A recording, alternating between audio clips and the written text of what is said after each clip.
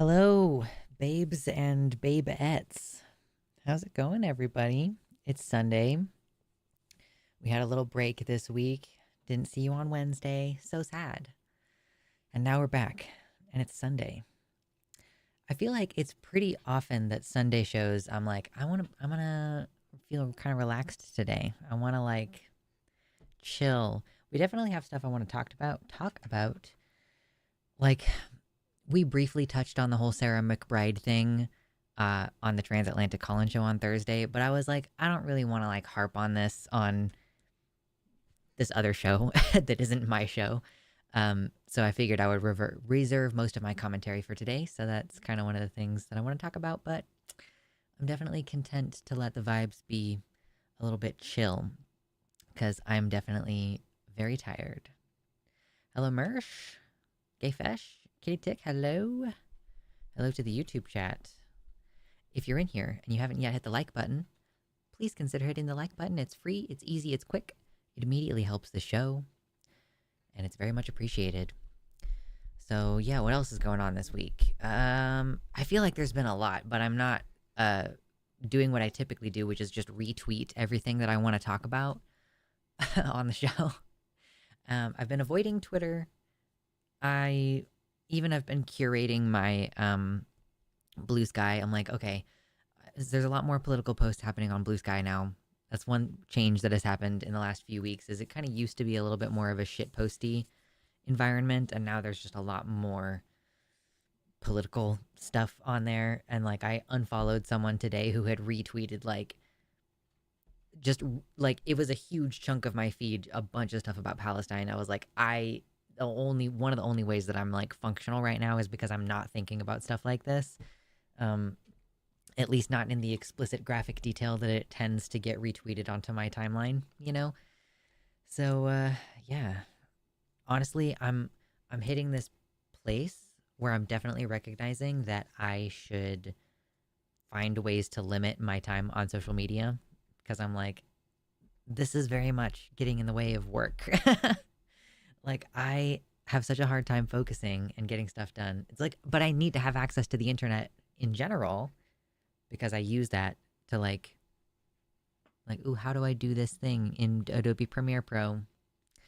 All that jazz. Anyway, Thanksgiving this week. Yeah, literally, I don't need to give myself PTSD to know that the situation in Palestine is dire. Thank you. Yes, exactly. I know how bad it is, and there's nothing I can do to control that. So I'm gonna just keep things moving, focus on other stuff, as you do.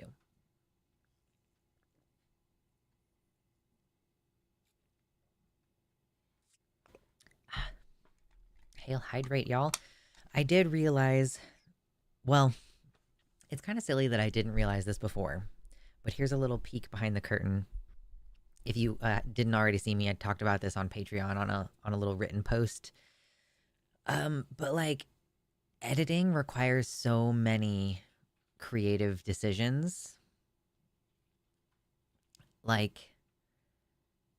There are, I'm like, okay, well, I've got this script and it's me just talking to the camera, but I'm like, okay, I have clips that I know that I want to put in there, but then it's like, okay, which exact part of the clip needs to go in there, or how do I transition that in, and how to handle the music transitioning.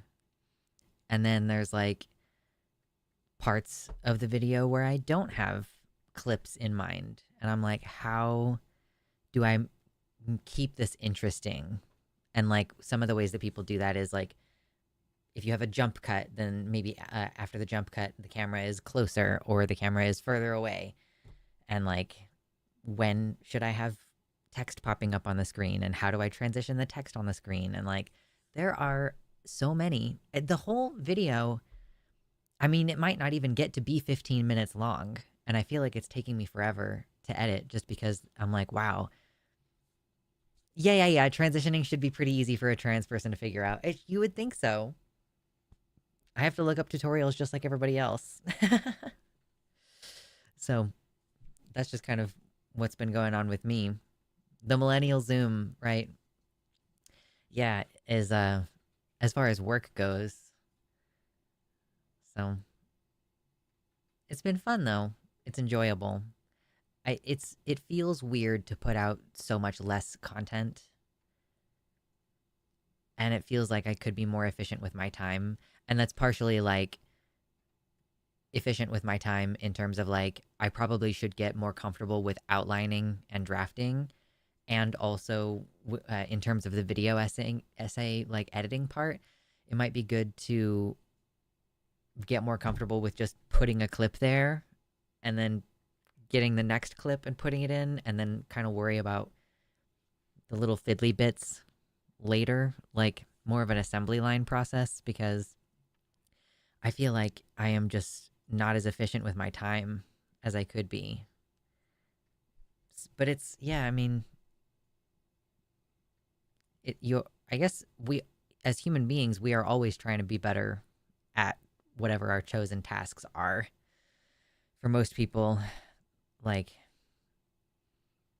I guess it's unique for me because I do have the motivation specifically within my job to be like, okay, how can I do this better? I want to improve this. Whereas I think most people who work for someone else are just like, I will do my job, and if I get feedback that I need to do it differently, then I will do it differently. And I'm like, yeah, but so many different things that I could do. So, yeah, I'm also tired. So, I am obviously going to be moving in like a couple of months, and I wanted to get like any last tattoo and piercing stuff done this year because there's like a couple of parlors, that I prefer. And so I got a piercing this weekend, and it's been quite painful. It's better today, but yesterday, oh boy, it was difficult. And I got all my tattoo stuff finished earlier this year, so figured I would splurge just a tiny bit. Definitely have been mostly focusing on saving money, and I've been doing pretty okay at that. So, TLDR, that's kind of what's going on with me right now. Yeah.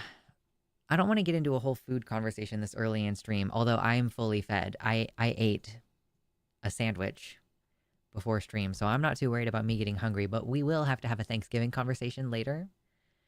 I guess we'll have Wednesday also to talk about Thanksgiving, so maybe we don't need to blow the entire load today, but I do want to talk about, you know, what kind of traditions people are starting this time of year.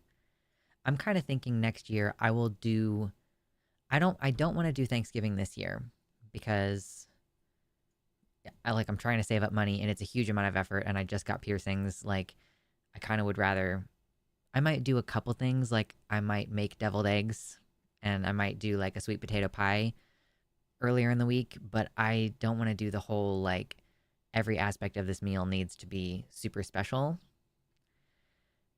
And then I think next year I want to do that same meal that I would normally do at Thanksgiving just in like September during the actual harvest celebration Mabon, because it just seems more appropriate to me to do that then. And it's the same holiday. It's still like we're celebrating having a lot of food and how grateful we are to have everything that we have, like being around family, whatever. I know blowing loads is the fun part. I know. We just want to we don't want to do it too early, Everything in its due time. So yes, Thanksgiving coming up. Christmas next.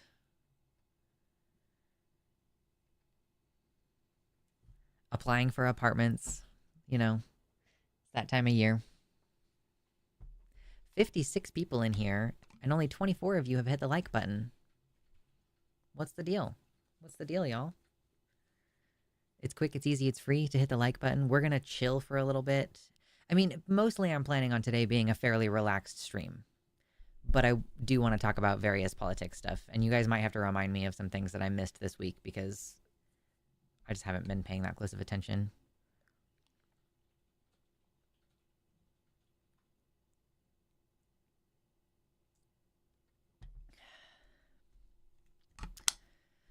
Drink water, everybody. I made the basics with the kids yesterday. Randomly cried because turkey tater stuffing was all I could do. Great effing turkey, though. Listen, don't beat yourself up. I'm tired. I don't have the effort to do like a whole fucking entire day of like effort toward cooking food. I also would like to relax on holidays. You know what I mean? Like, it's not that big of a deal, though. I think, yeah, stuffing. I'm gonna do stuffing, deviled eggs, probably a sweet potato pie, and then otherwise I might just do like a pretty normal dinner that I do is I will roast chicken breast. Like I brown it in the pan and then roast it in the oven. And a lot of the time I'll do like oiled Brussels sprouts in with the chicken or maybe broccoli. And then I'll do just like a bag of instant mashed potatoes. And that's like a pretty typical thing that I'll do. So I might just kind of follow that formula, except instead of the mashed potatoes, probably the stuffing instead to kind of, you know, not make like a very carb heavy plate. um yeah, so it's kind of what I'm thinking I'll do this week. But I don't go to family anymore. I don't really want to have conversations with people all the time about like, hey, let me I'm like a missionary of the bad news of COVID everywhere. you know?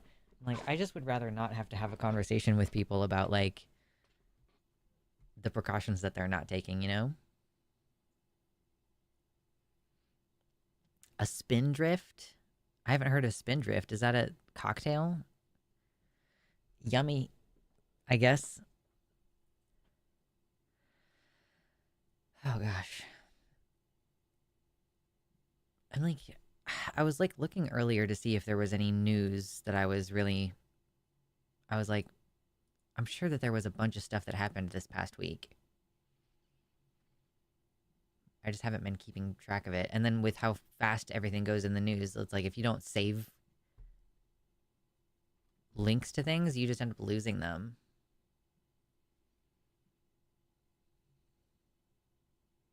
The best part of Thanksgiving dinner is the gravy. Gravy on everything. Ooh.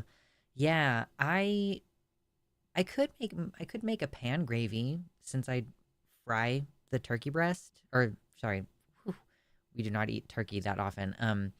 Chicken breast. I fry it off in the pan to give it like a brown on the outside, little Maillard reaction before I pop it in the oven. So I could make a pan gravy, like a chicken gravy.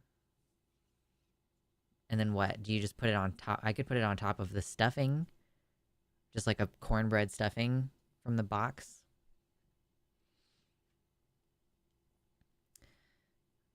A spindrift is a soda type thing, but it's got no sweetener. It's just fizzy lime water. Okay. Just a seltzer. Cool. Sounds yummy. I've been drinking kombucha lately. I've been trying to make my own, and that has mostly not been successful, but that might be in part to things like me not timing things correctly, or me not checking the pH, or me putting in too much or too little sugar. Like, there's a lot of variables. So I caved and finally bought another bottle of kombucha this week. I was like, I would like to drink some of this without worrying about making myself sick. But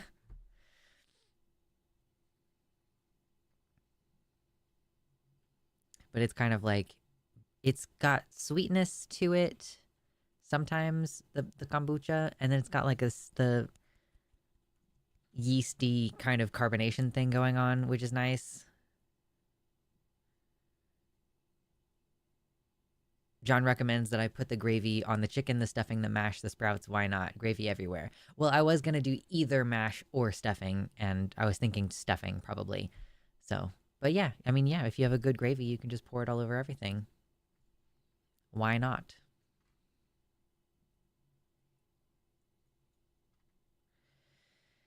Jiminy Christmas. Well, I'm assuming that you all will help me remember important news items from this week when we get to that part of the stream. Because kind of all I have right now is like generally dems wanting to throw trans people under the bus. Steaks giving. Ooh, see, this is exactly what I'm trying to avoid. Steak is just as bad as turkey in terms of being a unnecessarily expensive meat product. So, oh man, I love steak though. We haven't really been eating beef very much lately because it's bad for your heart, and I am trying to monitor my cholesterol. So if we have red meat, it's pork. It's apparently less bad for you. Um,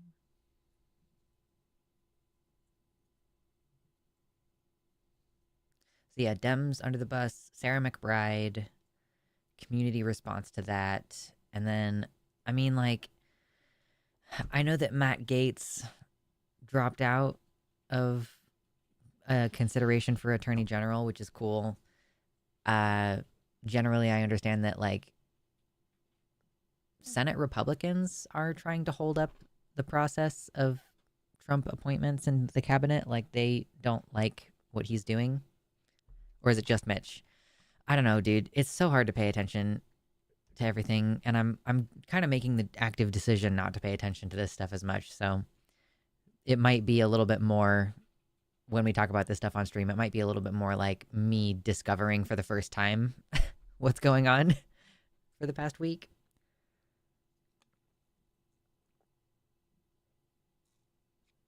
Have you ever tried ostrich? It's red and tastes like sirloin, but it's actually poultry. No. I don't even know if you can get a hold of ostrich meat in the US. I have no idea. It seems like something that you would not be able to do. Yo, we have 63 viewers. Can we get to 50 likes real quick? I know I ask often, but I ask because it immediately benefits the show. If I get like 5 likes all at once, YouTube shows the show to more people, and then more people click in, which is always good. Because if you didn't know, we're trying to get to $100 in donations today, at which point we will open this chest and we'll find out what's in it. Isn't that mysterious?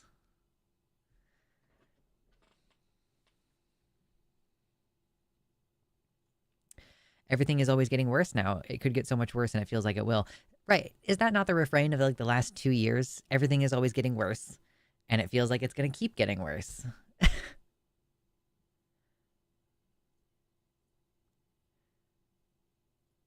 I know. What's in the box? I've quit doing so many things. Like, I've quit all the drugs, so quitting steak sounds like true heresy. You know, you have to have pleasures in this world, right? It's convenient that also I'm saving money by not buying beef, because beef is also really fucking expensive. Like, why? For such a heavily subsidized industry. Ooh, we hit 50. Yes.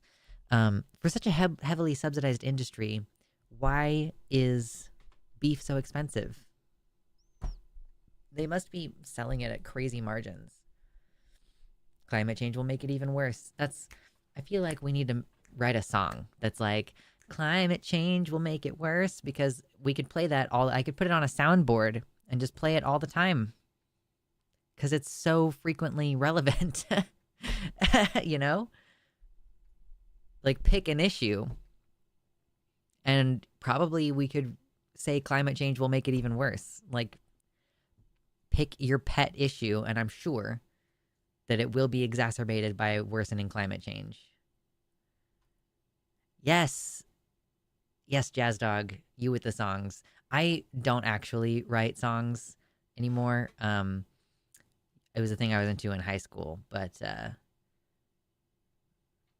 I've also just been making a lot of very silly jokes this weekend, and I think that proposing writing a song about climate change is definitely one of the funnier ones.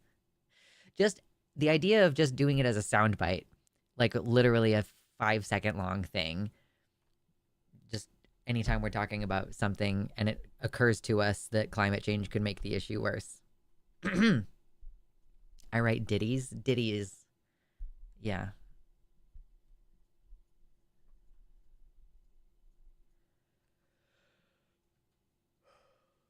I can make the instrumental for it.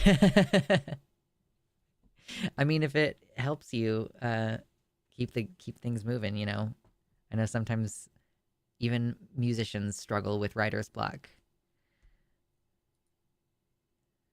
Oh, geez.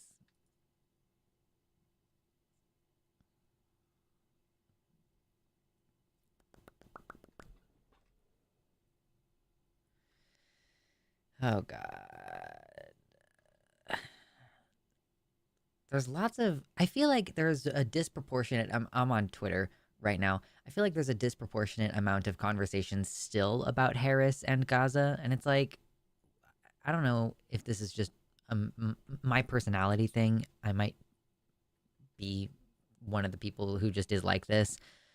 Like, I don't really feel like we need to keep treading that ground. It's been a couple of weeks now, and I feel like you could blame her loss on a lot of different things, and it's probably like a combination of a bunch of different stuff. And everybody probably is making at least somewhat of a valid point. So I just feel like continuing to hash on it.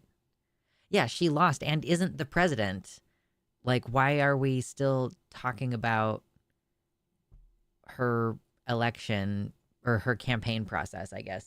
Like, I just don't get it.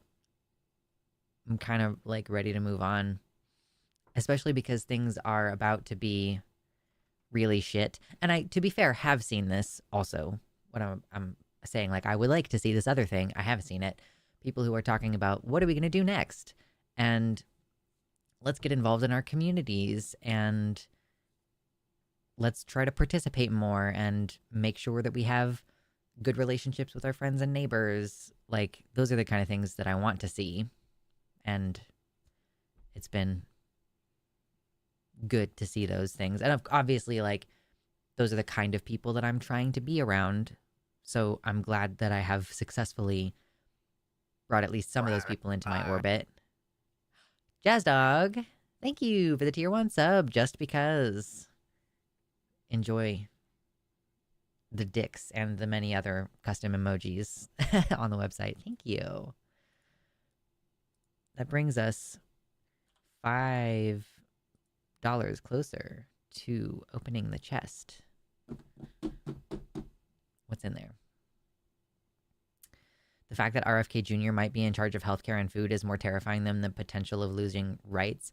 Yeah, I think that those are going to be much more widespread concerns, obviously, which I imagine will get more attention. I mean, listen, Trump dismantled, as far as I understand it, Trump dismantled some of our food safety regulations and food safety processes. And Biden, to my knowledge, did not reinstate those practices, which is why we have like numerous E. coli outbreaks right now across several different, like, I guess it's like vegetables mostly for the E. coli stuff. But we're seeing like carrots on a recall, McDonald's onions on a recall from E. coli, listeria outbreaks happening more frequently, most notably with boar's head deli meat products.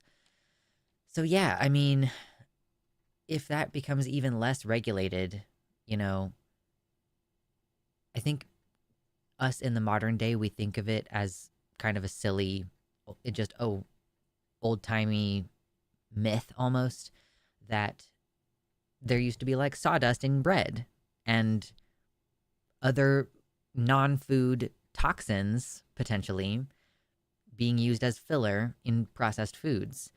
And like, it is a real concern that that could start happening again. And given the state of everything, I think it's just more likely for there to be knock-on effects. Yeah, the food recalls are already out of control. Under RFK Jr., the recalls will stop. The contamination will continue, but it won't be recalled. Yeah, so that's kind of obviously a major concern, and it's going to start impacting people just in general. Yeah, but will climate change make it worse? Well, I mean, yeah, because like food-borne illness can also be caused by sick animals. And hold on, I'm trying to bring it around. Um, let's see. I think it's harder to draw a direct correlation between foodborne illness and climate change. Like, well, I guess the E. coli could be surviving for longer outside the body because it's warmer. Maybe E. coli, but the world is also burning.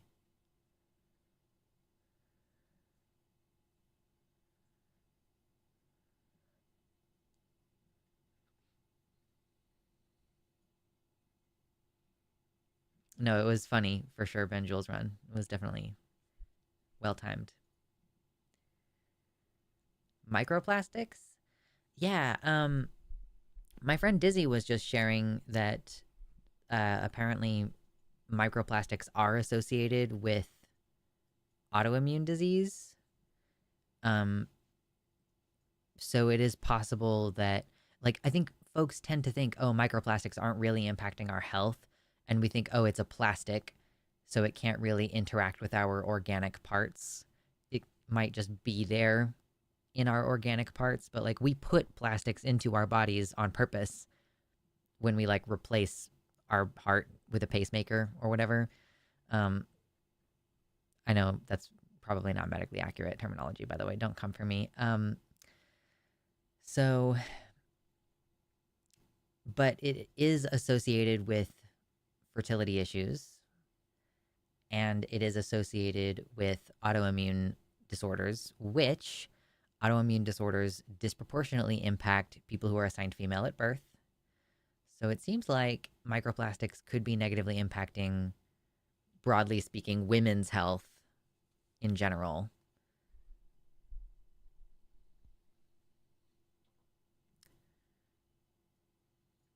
Yeah, Mersh says the same anti vaccine guy who ate roadkill and placed a diseased bear carcass in a deceased bear carcass in Central Park. Etc. What could go wrong with him providing health advice to the populace?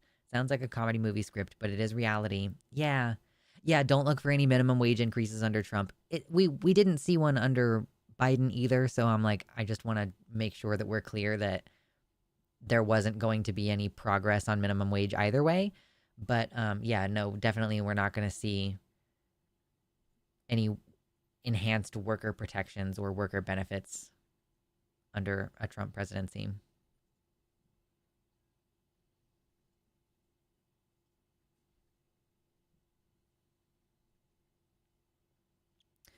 It's not just food safe BPA free plastics. Toxic industrial plastics are also in the water table and the food chain. Oh, yeah, no, I know. Would you recommend not to eat seafood anymore because of microplastics? So, from what I understand, the microplastics thing, I mean, very similar to the mercury thing. And like, I might be wrong on this, so feel free to call me on it. But as I understand it, it tends to be a problem of accumulation up the food chain. So, generally speaking, smaller fish have fewer microplastics in them and fewer, like, and less mercury content. So, you know, I would not personally avoid fish because of microplastics, but if you eat like shrimp, again, it's because it's small and it has a short life, so it doesn't have very much time to accumulate those things inside its body. Whereas if you're eating like a giant fish, like tuna, and you're it's like because they can tend to live very long and become quite large and then be killed for their meat, right? So if you eat anchovies, sardines, shrimp, um, other relatively small, short lived fish, like it's not as big of an issue. So it's your life, though.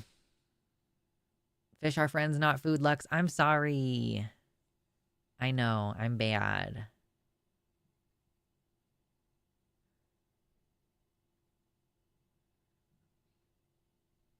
Are trout and salmon good? Um, yeah, I mean, salmon is usually okay because it doesn't live crazy long. It has a good amount of omega 3s, and actually, it does have less mercury in it than tuna. as far as I understand, double check me on this stuff. Trout, um, yeah, I mean, I have this feeling like there's less plastic in river fish, but I don't know if that's actually true. We're mostly just looking for fish that are relatively small, um, that don't live very, very long lives, and relatively far down the food chain. Because the further up they are on the food chain, they will have been eating other animals that have those substances in them, and then they'll have a higher concentration of it.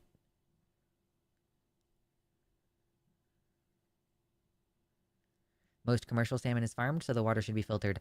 I'm not entirely sure that our water filtering processes currently address the problem of microplastics. I'm sure that it has some impact, but I am not sure. Short of distilling water, I'm not entirely certain if we can guarantee that we have adequate filtration. I'm not gonna piss or shit my pants if you call me Lux. It's fine. I like moss, and like I am trying to kind of get away from Lux a little bit, but name crisis. Salmon are up there on the food chain, but not as high as a tuna. Yeah, well, so part of it is that also that salmon like die after they reproduce, and they reproduce fairly shortly into their lifespan. So you're not dealing with like a fish that's been at the top of the food chain for 10 years.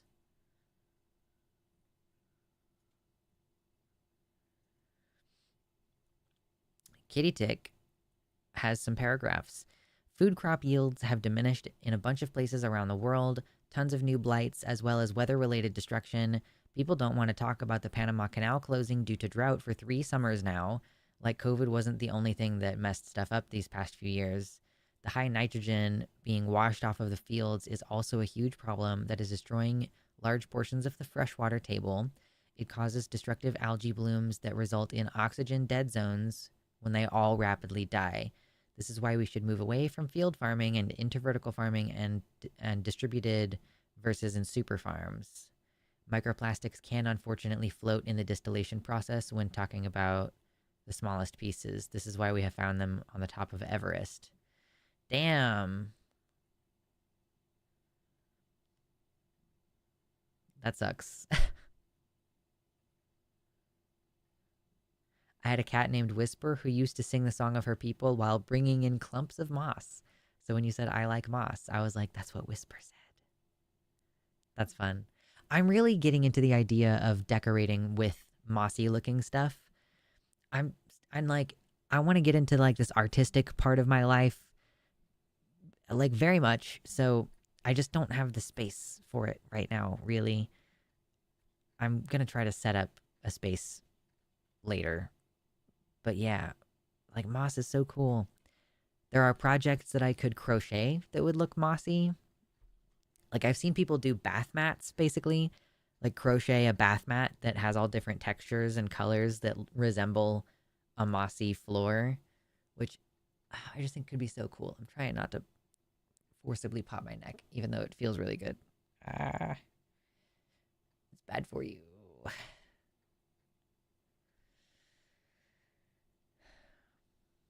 I'm also a ton of fun at Thanksgiving gatherings. Yeah. Like, would you like me to info dump about everything I know about how terrible the world is? No? Are you sure? I'm not invited to Christmas? Oh, okay. Jeez.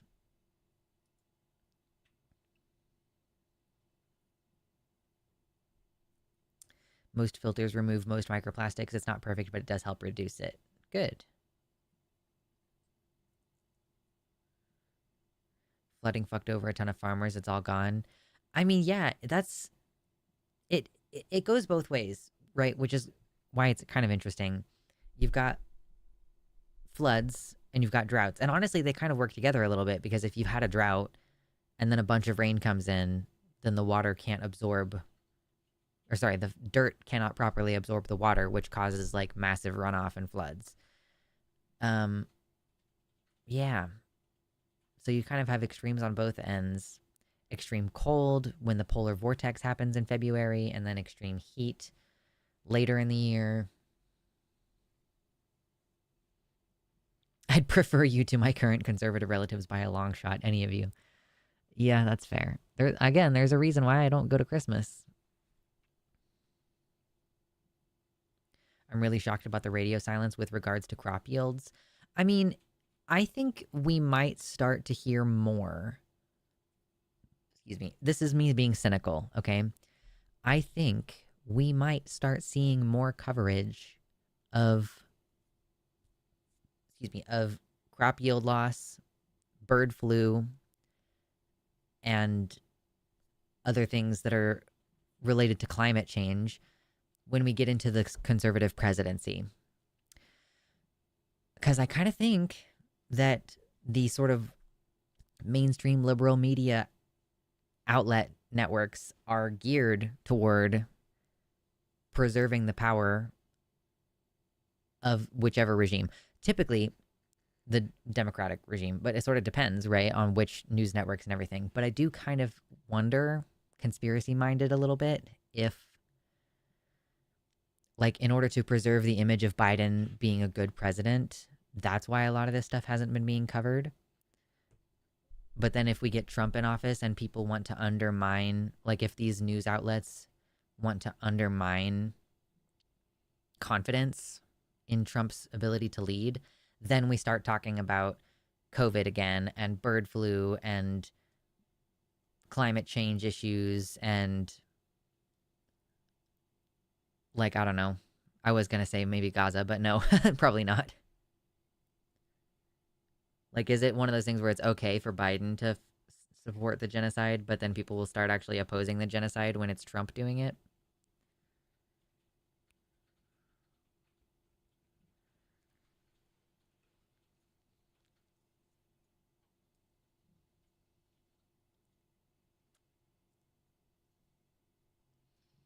Mpox is now a thing in Canada too. Yep, it's airborne.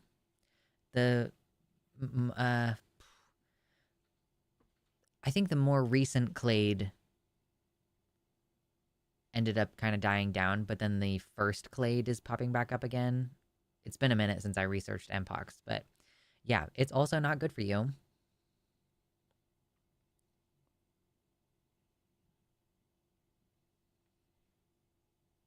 How unserious is it that the Democrats have been going, oh my God, Donald Trump is a fascist. Oh my God, Donald Trump doesn't care about democracy. He's a threat to our country and our national security. And then now that he's president, they're like, oh yes, Mr. President, sure. Like, I'm Biden. I'm going to meet with you, Trump, and like, oh, it's like a peaceful transfer of power is so important. Like, okay, so you're saying peaceful transfer of power to a fascist who you think is going to dismantle our democracy? Like, is that the correct thing to do to preserve the democracy? I don't think so. Like, it almost feels like it's similar, and it reminds me of the situation when the Brexit vote happened, where some people felt afterward as though a second vote would be warranted, because, like, now that people are hit with the reality that this thing is going to happen, they might not want it to happen, and so it's like to vote a second time to give you the opportunity to show up. Because I think people avoid showing up to vote, not realizing that, like, the thing that they don't want to happen will happen potentially if they don't show up.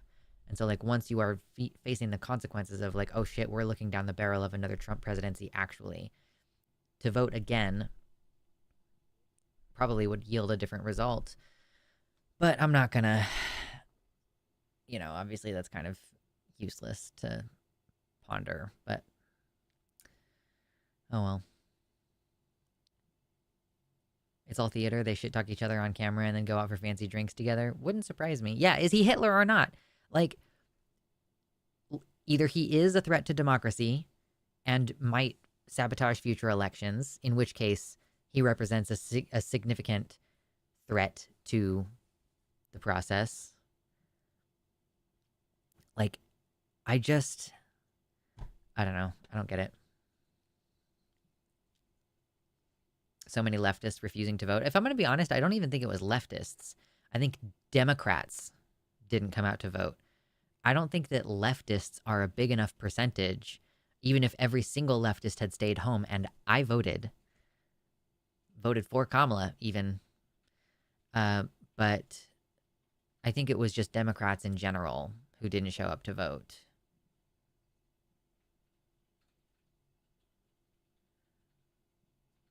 Hey! Thank you, Skeptoideus, for the $5 donation through Super Chat. First donation on the first day of Transgiving. Happy Transgiving, Abilabuddy. Abilabuddy. Indeed. Thank you very much. Yeah, was it you in the Takis chat who, or something, who said, like, I've decided that this is Transgiving week. It's week to support trans people. Perhaps it was someone else I am thinking of, but that's cool. Thank you very much, everybody. I appreciate your generous likes, comments, donations, all that jazz. Kamala had a significant drop-off from Biden's 2020 vote count. Yes, true. So another thing that I want to point out, and I know that this is like I don't know, for some reason, a losing issue for a lot of folks. So communicable diseases tend to impact people who are working in the public, like working class people, like retail workers, like food service workers, and people who are service workers tend to be young and progressive. So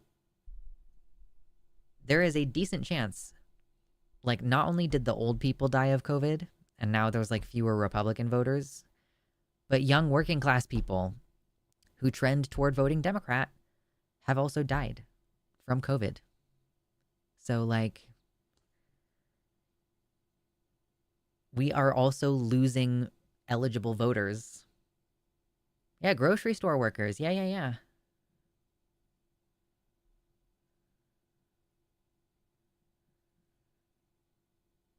Hey, good news, Kitty. I'm glad you got your first letter for bottom surgery.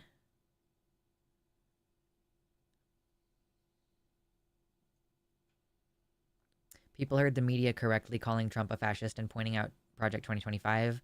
And then the media undermined that effort by claiming Trump said 2025 wasn't his plan, even when the 2025 plan was made by Trump's future admin.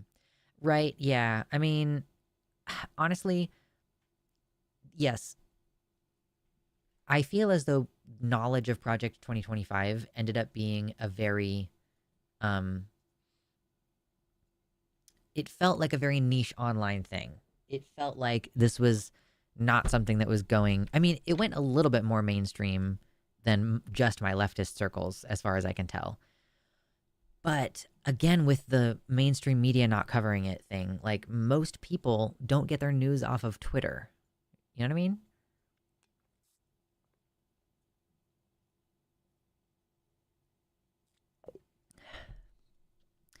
There's a couple folks from Takis here. I'm glad that being on Takis is benefiting my typical channel stuff. By the way, question, do I look different today? I did change some camera settings, but I'm kind of wondering if I look sick. Like, when I turned on the cameras earlier, I was like, wow, I look really pale, actually. Did you get a Blue Sky account yet? Yeah, I've had a Blue Sky account since they were still invite only, like sometime last year. It's just luxander.bluesky.social or .bsky.social, whatever the fuck it is.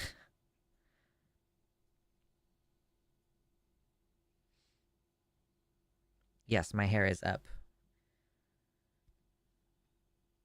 Bisky. Yeah. You look the same, TBH? Okay. The camera isn't as colorful as the other one. So yeah, so I took the saturation down a little bit, and that's part of it. But yeah, I was just like, do I look ill right now? I look glowing. Wow, that's surprising because my skin is so dry. Yeah, I think I have a link in the description to my Blue Sky, but I'm not sure if it's on the live stream or just on the regular videos.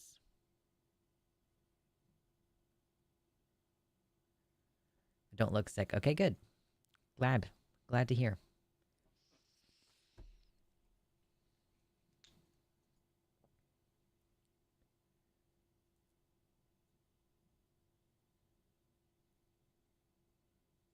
I'm from Takis too, but I'm more of a lurker and listening to the show while I'm gaming like a podcast. Yeah, nice.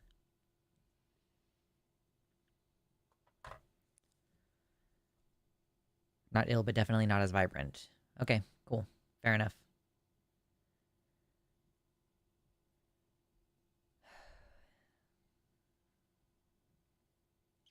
I think that I successfully spent like almost the entire day yesterday forgetting about Trump and all of that. Like, because yesterday I went and got piercings, and then I spent my entire day being like, ow, and just playing World of Warcraft and trying to chill. Um, and yeah, it was not until like really, really late in the day that I went like, oh my gosh, yeah, the election. Goodness gracious.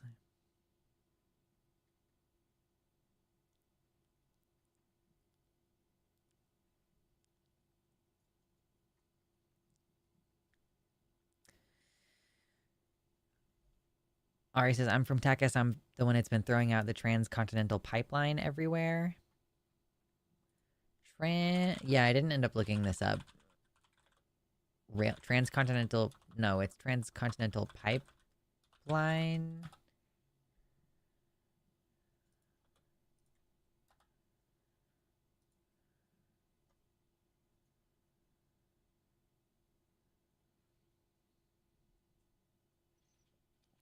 I like that bsky.social handles work as URLs to the profile. Like if you go to luxander.bsky.social, it takes you to your profile. I just wish the URL for profiles didn't have the /profile folder. Shorten that shit. Yeah, truly.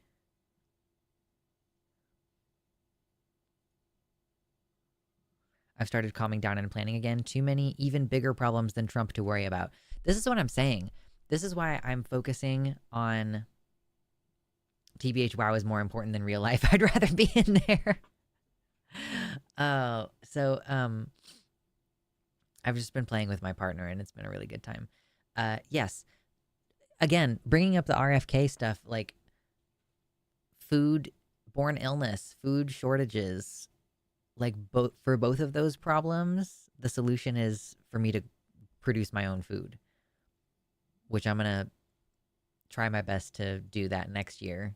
I ended up having some herb harvest this year and some jalapeno harvest, but did not end up getting like,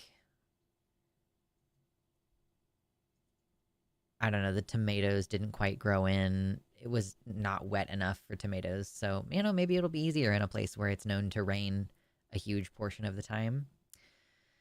But yeah, just we've got so many different big problems, and you just kind of have to pick a few of them, maybe a couple of them, and just focus on those. Like, I need to keep myself healthy and relatively functional.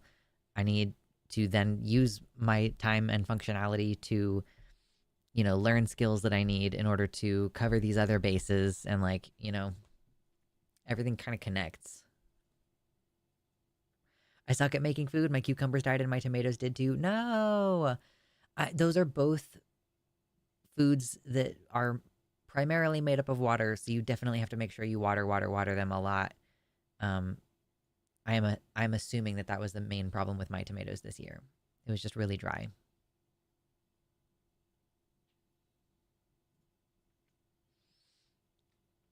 Yeah, when things are going well in your personal life and like contrasting that against how everything else is going to hell, it's not fun.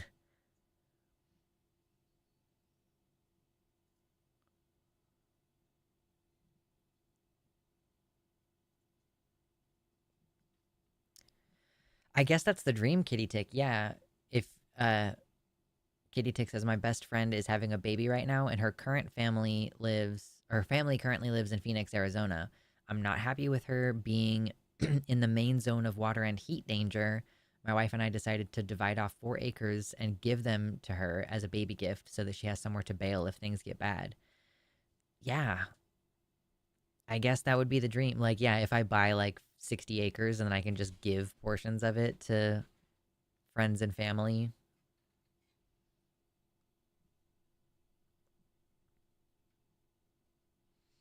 4 acres is nothing to snub your nose at. Like, most houses come on what, half acre?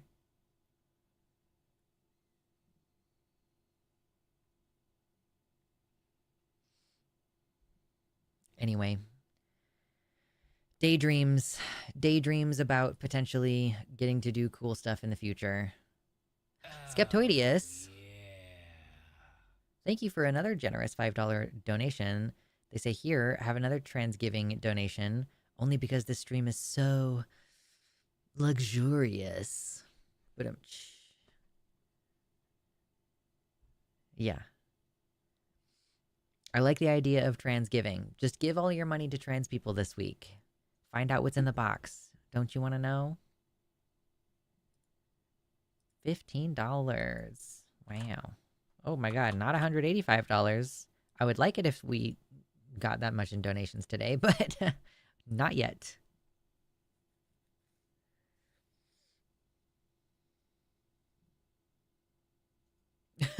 Yeah, gifting this to my family member, and perhaps I shall simply receive a small portion of that land's produce in return as some manner of, the lord of land.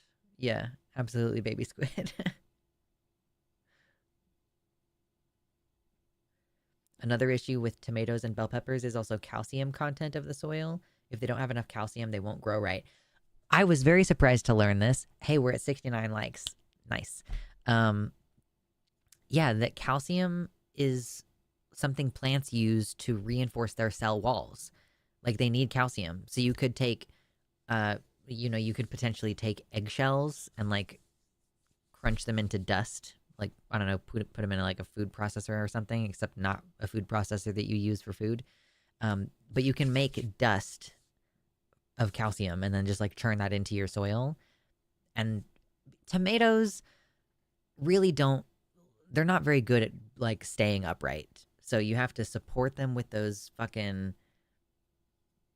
cages or whatever. Like, so getting more calcium in the soil will also help them support their weight, because again, the fruit is just so full of water. Sorry if this is boring to people. Listen, I know that me talking about growing food is not that engaging.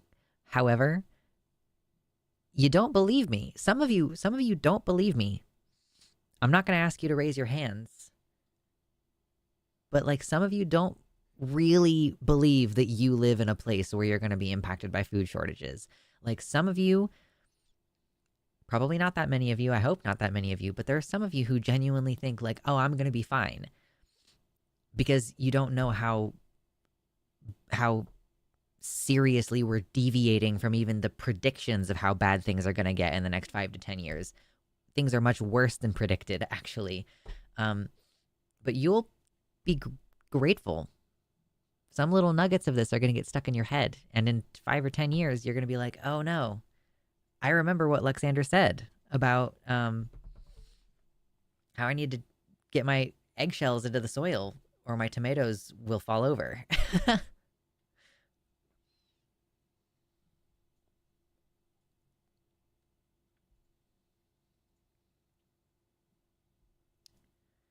Buy seashells and grind them up. You can buy super small abalone shells for not much per pound, and they have super amazing calcium carbonate structure, which is the strongest on the planet. They have what plants crave.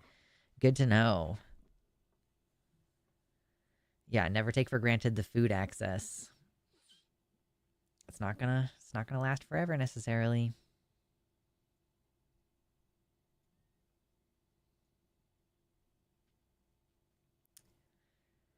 Get a book on canning. Yeah, the big books that I have cover canning. I want to start, like, just reading those books before bed. Like, maybe I need to just go ahead and bring one into the bedroom today. Try to remember. And then when I'm doing the thing where I'm in bed and I'm playing Gardenscapes, maybe I should, like, read. It's good for you.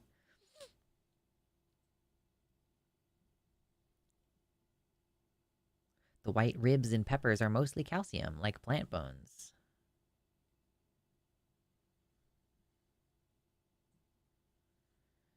Dark Earth says you still have to break down the calcium a bit more, too, because it takes a long time to break down. You gotta soak it in vinegar first. Interesting.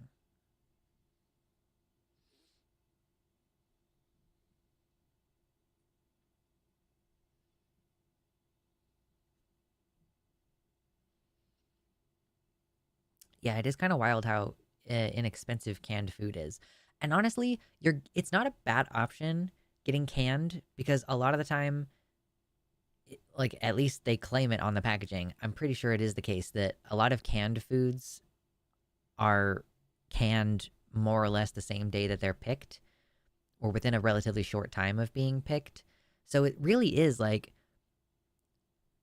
a relatively fresh option. And that's also the case for frozen. Like frozen stuff is probably going to be more fresh than what you get in the fresh produce area of the store. Because the frozen stuff was picked and then blanched and frozen, and that preserves a lot of the freshness.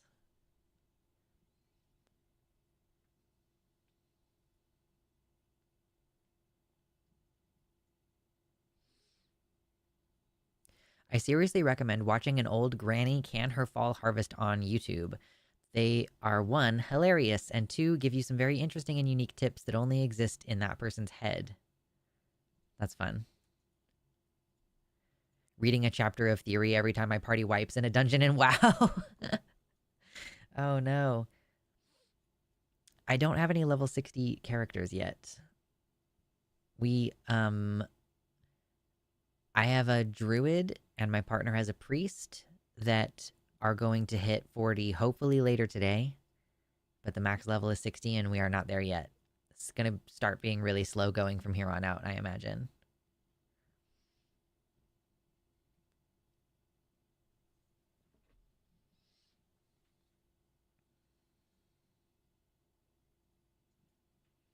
Most of the middle class has no clue about this stuff because they don't have to burn calories and then not have money for food. It'll take them a while to catch on.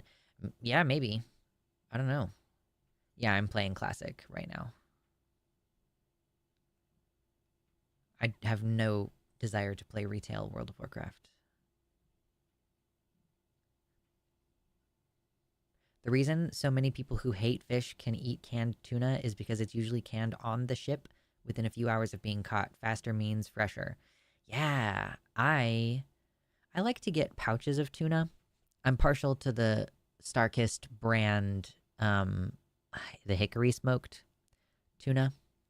And then typically, if I eat tuna, I try to drink green tea on the same day because apparently, like a study in rats showed that green tea consumption can prevent the body from absorbing mercury. So that's kind of how I get around that. I could hypothetically also just take omega 3s. Like, you can just take omega 3 supplements, but I don't know. I'm one of those weird people who's like, I prefer getting my nutrients directly from my food where possible. Just like, if it's possible, I would rather just have a diet that's consistent with the health goals that I have.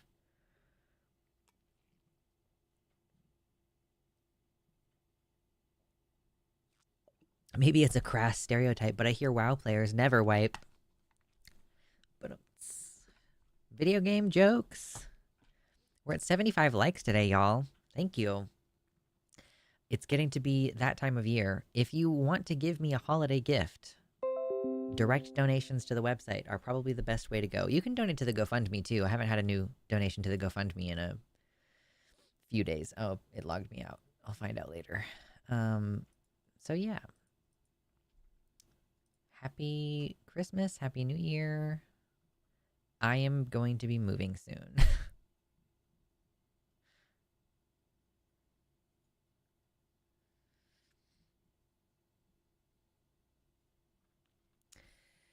Okay, so it's been about an hour. This is typically when we start getting into talking about the actual topic. I'm going to continue to take a pretty relaxed approach to the show today. I'm trying not to, like, exhaust myself. But yeah, did we already talk last time I was here about the Dems throwing trans people under the bus? I feel like we've talked about that a little bit already. Thank you, Jason, for the 10 Australian dollars. Thank you. Apparently, that's approximately $7 US. Cool. Puts us at $22. Actually, technically, it puts us at a cent amount, but I'm not going to type that.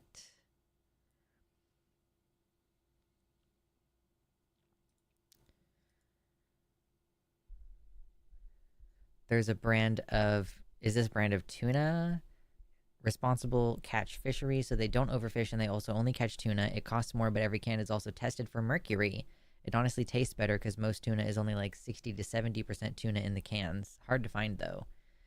Yeah, it's so silly to me that fish, they can just be like, yeah, by the way, we're gonna sell you a fish that's mislabeled.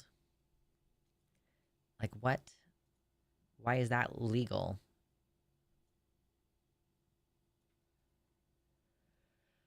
Anyway, yeah, so I don't know. Have there been any updates about? I saw that Alexandria Ocasio Cortez was like asserted her strong opposition to what was going on with Sarah McBride.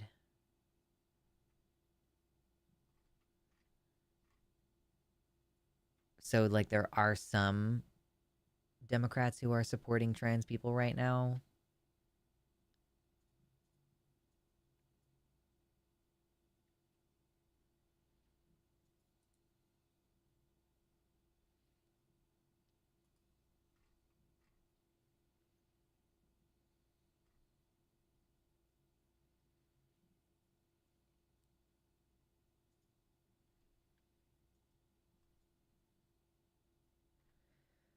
I'm currently looking through the I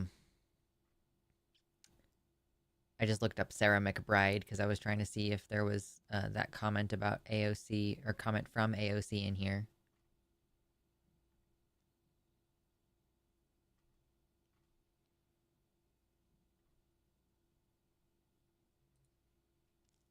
It's like, I guess maybe I was on Blue Sky when I was sharing posts about this.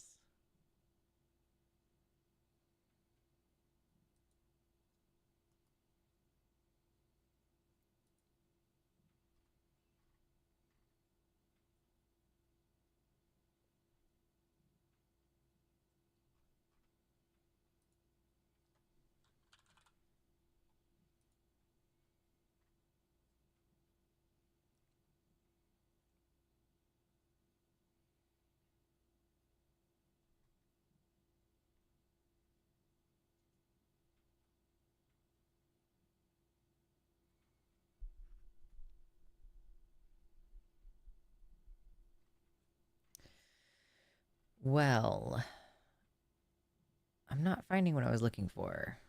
AOC defends McBride, maybe? Whoa.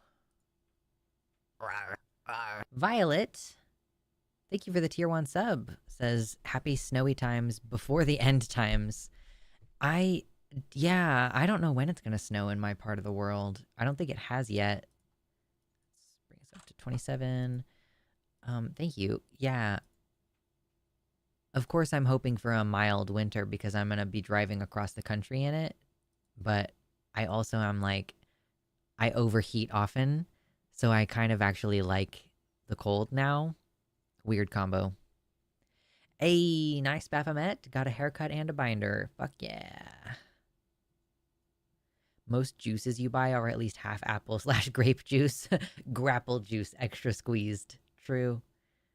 Yeah, what's up, Baphomet?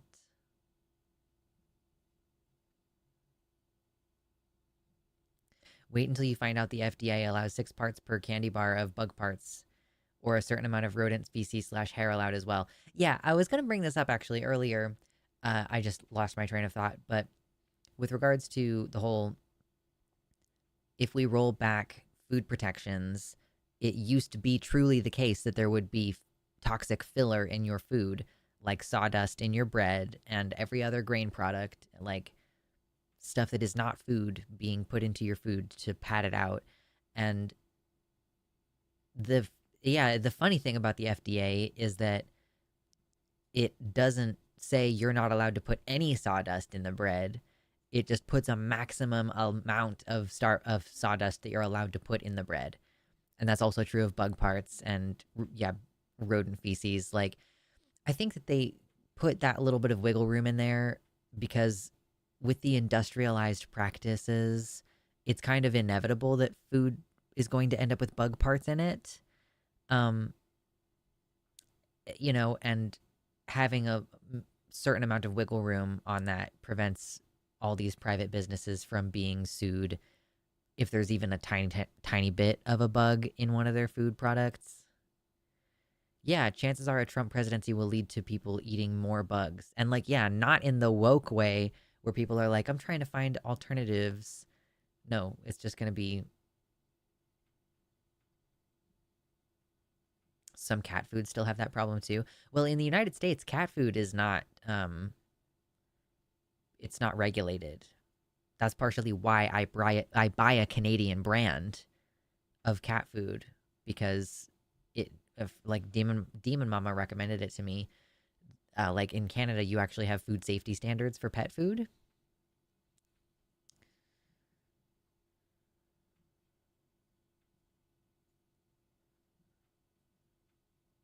We've been accidentally eating bugs for millions of years. Yeah. Like, I'm not as worried about the bug thing, but it is like if there is intentional, like, first of all, if food was being produced on a more sustainable scale and we weren't using a bunch of industrial machinery to can things and all that shit, um, probably the number of accidental bugs in our food would go down if every single thing was being made with like a person doing quality control. Of course, there's probably some middle ground between everybody gets their canned food from the farmer down the road versus like everybody gets their canned food from an impersonal grocery store and the cans were made in this part of the world and the tomatoes were grown in this other part of the world and the tomatoes were processed in this other part of the world. Like, there's probably a middle ground between those two things. Pumpernickel hides the taste of sawdust the best for all my future bakers. Oh no. Canada's food laws are way more strict than the US. There is also no growth hormones or antibiotics allowed in meat. I don't know that it's actually a good thing to not give cows antibiotics. I actually think that that is a good technology that we should continue using. Granted, I have not looked into it extensively, but it seems like that would be better than like bacteria being more freely in the herd, if that makes sense.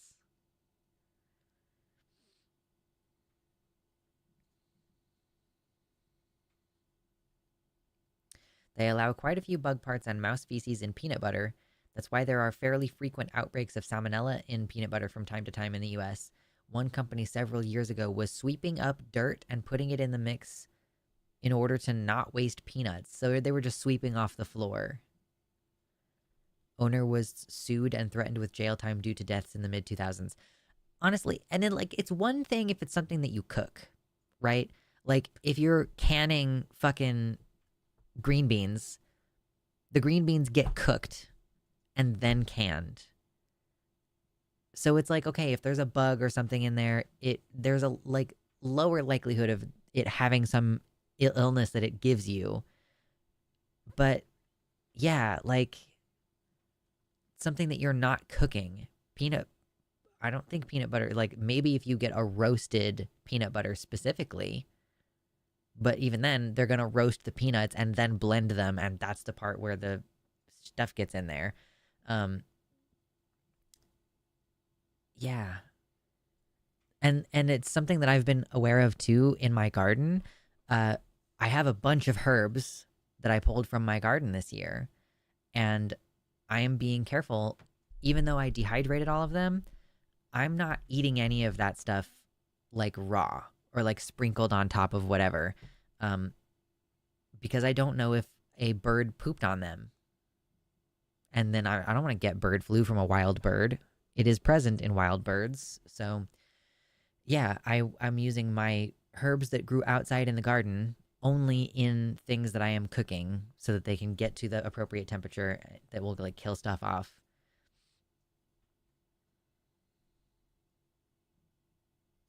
This makes me feel like, should I start cooking my peanut butter? It was supposed to be the chosen one for my no-bake cookies. Excuse me. Hi, Padfoot Sam.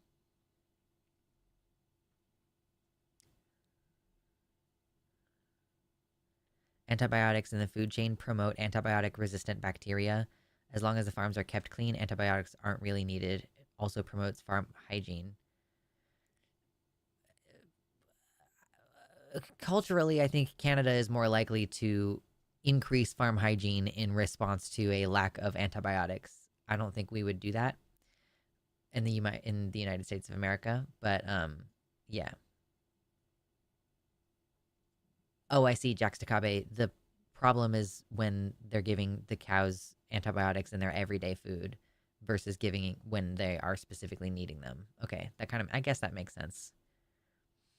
Fair enough. I don't really want to promote antibiotic resistant bacteria. Rye bread, best bread. I don't know that I've had rye bread recently enough to have an opinion about that. Anyway, got completely off of the politics thing I was trying to do. It's like, this is what happens if I just let chat direct the flow of conversation. We're just gonna end up talking about food again.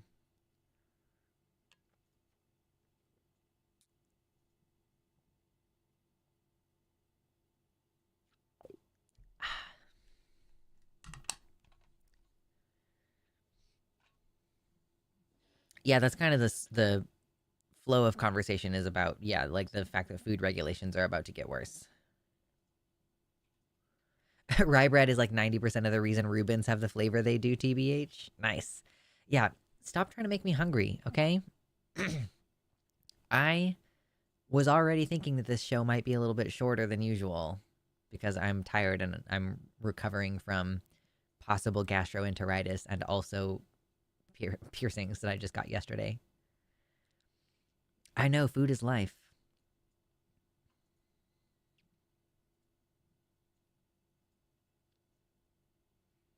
I'm a little foodie myself, you know?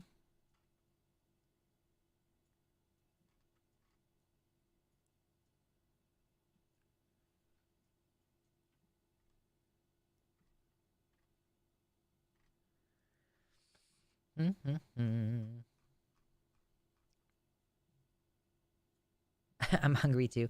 I'm not hungry until you guys start talking about food. And we get into a whole thing, and now I'm thinking about all the food that I could be eating.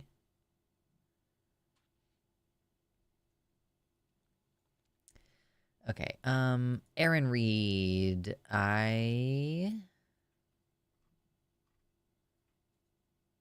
She's the one who's been kind of consistently posting this.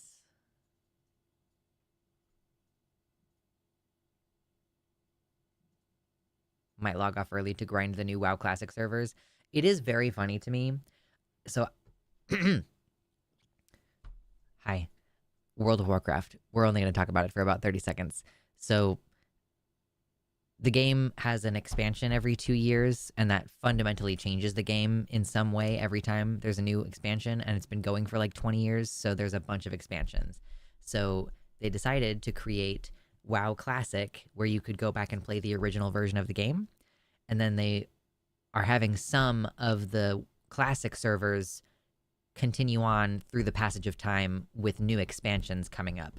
So what's happened this week is I've been playing on a WoW Classic server, and then they just opened up some new servers that are going to go through the second expansion. And then they're supposed to stay there at the second expansion instead of just playing the base version of the game. And so this weekend, it has been very, very quiet and very slow on my Classic server because all of the people went to go play the new Burning Crusade servers. And yeah, it's made it really hard to sell anything in the auction house, but also the amount of dumb conversation that I have to read in the general chat has reduced. So it's actually been kind of nice. It's been nice and quiet.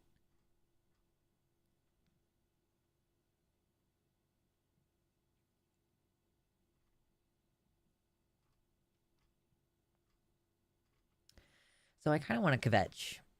I'm going to kvetch a little bit about Sarah McBride. I'm not sure if we're going to pull anything up on the screen or not. It's like, I'm sure that a lot of you have heard of this, especially if you were on Tactus on Thursday. You know we've already talked about this. But I wanted to have an opportunity to talk about it on my show. where I can go a little bit more in depth about these things. And so the TLDR is that in the midst of all of this anti-trans stuff that's been going on, like lots of really uncool anti-trans comments and, you know, rhetoric and all these laws that are trying to pass, like, yeah, it's been bad. In the midst of all this, a trans woman from Delaware won her race for a seat in the federal House of Representatives. So she's basically like the first out trans elected official at the federal level. Like in the Congress, certainly, there have been cabinet appointments in the past where a trans woman has been appointed to a cabinet position, but Sarah McBride, is the first trans woman to be elected to a seat at the House of Representatives that we know of. And we were all kind of like, yay, that's a good thing.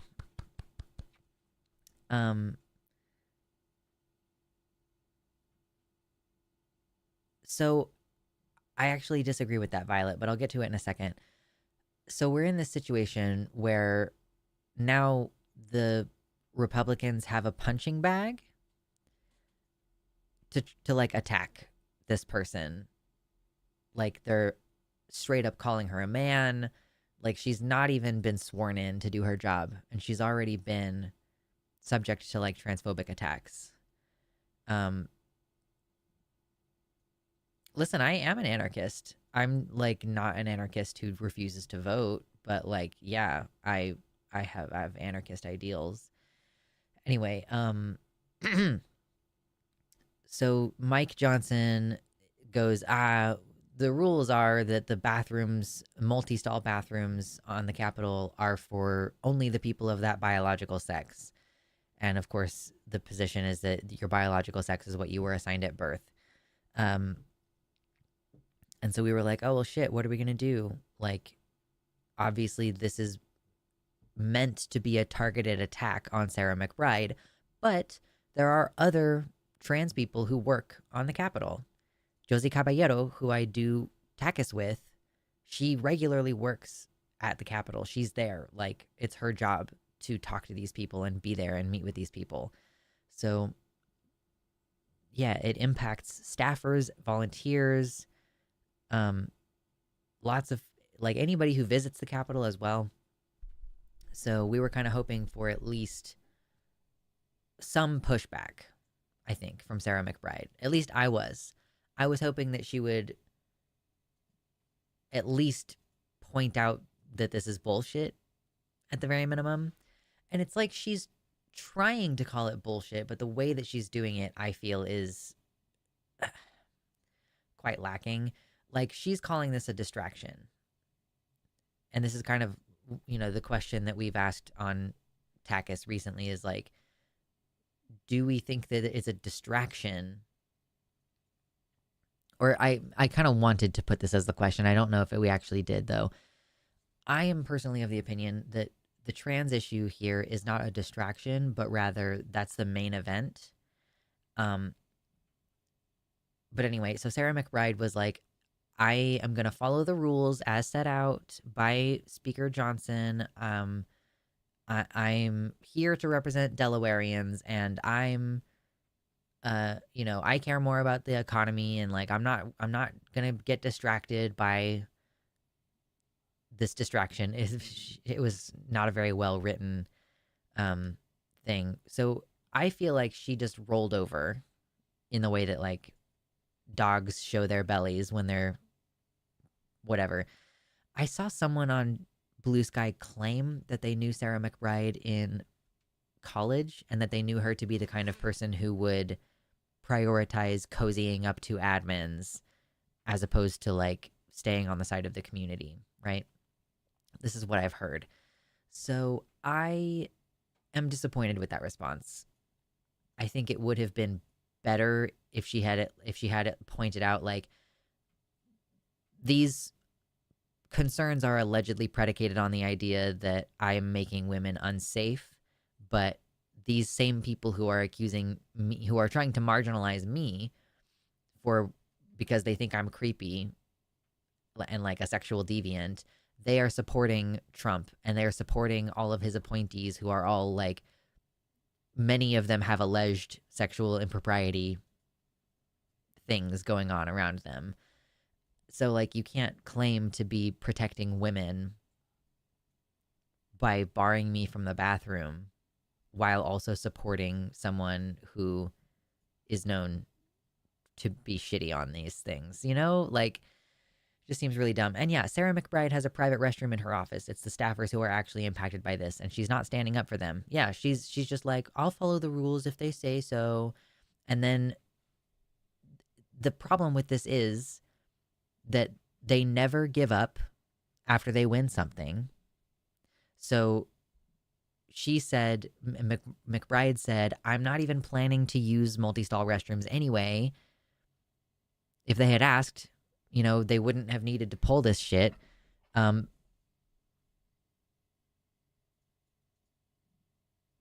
on, I lost my train of thought.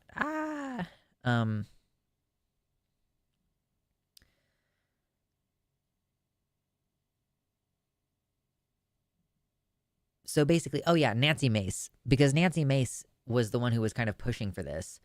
And then she went ahead and decided, like, we're going to propose a federal bill, a federal bathroom ban, which would apply to basically any federal building in the whole country, including airports potentially.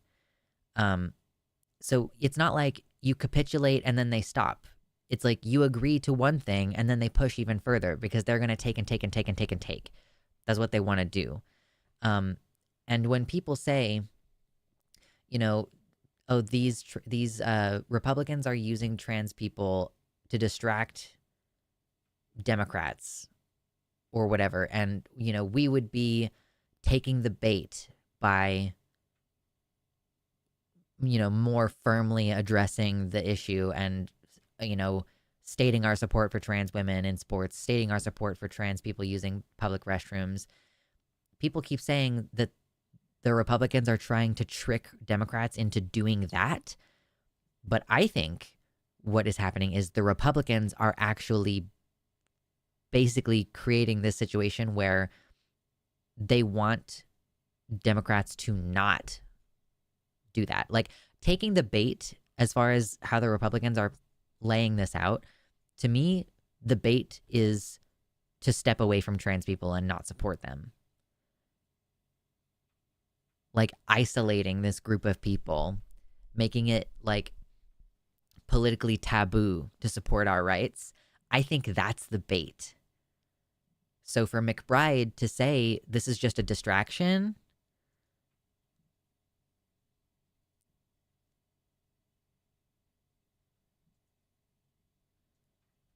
because in order to put in these anti-trans things, they are doing it in a way that tends to circumvent the democratic process. So they're using trans people as an excuse to circumvent the democratic process by, for example, abusing executive powers, which is what has been happening in Texas. In Texas, Republicans tried to pass a law that will make child transition illegal, and it didn't pass through the normal legislative process. And then when it failed, the governor and the attorney general just said, oh, well, we're just going to rewrite the definition of child abuse to include getting a child gender-affirming care. So the trans issue is not a distraction. It is the excuse that they're using to abuse executive powers. And even, you know, obviously, if they have control of the courts and the Congress, then they're going to abuse all of the different powers. But it's just that the executive is the easiest for me to point to the examples of it. But, like, yeah, like their intention is to go further with this, and they're manufacturing consent for it by being like, I'm not saying the trans issue is a distraction. I'm saying the bathroom issue is. What I'm trying to say is that they start with things that seem reasonable. Like, it seems reasonable that trans women shouldn't play in women's sports. It seems reasonable that trans women shouldn't be in men's bathrooms, like, according to this ideology. So I'm just saying that this is a way of them chipping away at things, and that if we continue to concede those things, we are just one step closer to something more intense. Like, well, if we've established that trans women shouldn't be in public restrooms with cis women because they represent such a sexual danger, then it should be more than reasonable for us to actually put it on the books that trans people are committing a sex crime by being in public around women and children, generally speaking. So, like,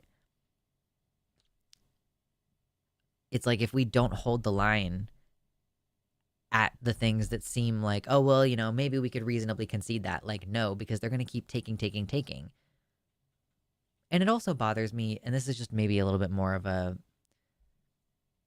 pet peeve or something, but Sarah McBride, in response to these things, she keeps saying, I'm here to represent Delaware's interests. I'm here to represent Delawareans. And it's like, babe, you could say that if you were like in the Delaware House of Representatives, but because you're now at the federal, you don't just represent people from Delaware.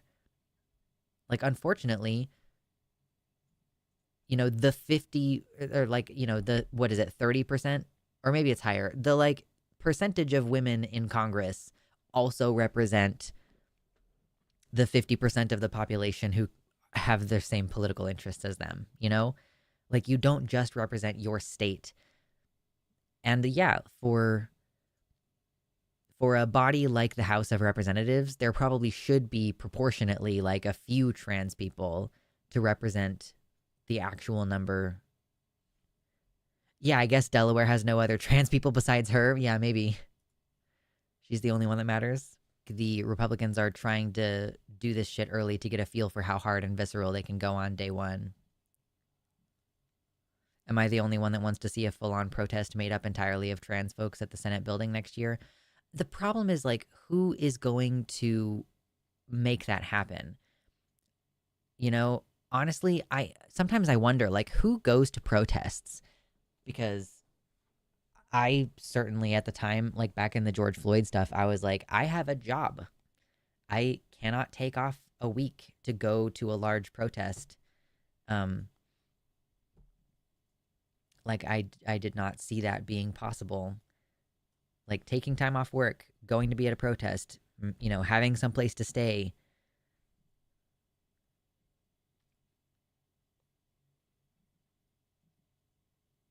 Do people not wonder who is next after trans people? I mean, I think the problem is that so many people, like, you don't sell fascism by saying, like, we're going to attack this group of people or whatever. Like, I mean, sometimes that's involved. Like, for example, immigrants. You might be like, but what you're selling is a sense of safety. You might build up this group that's like a threat and, build them up as this is the excuse to take power, because then what you're promising the in-group of people, you're promising them safety. You're like, you want your kids to be able to go to school and, not worry about drugs and not get kidnapped on the walk home or whatever. So, like, I think a lot of people have just swallowed this idea of, like, the fascist party promising to make things safe for them.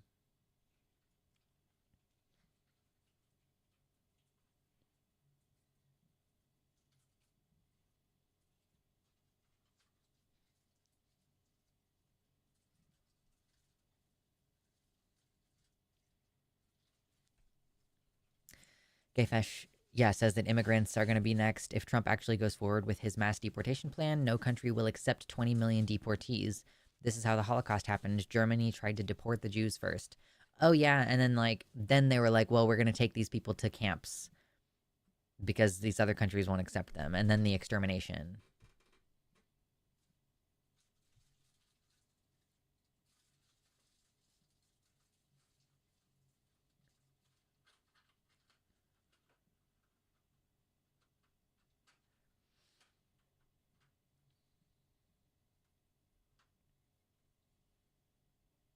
The protesters in my city hella kneeled with the cops, though. No. No. Oh, jeez.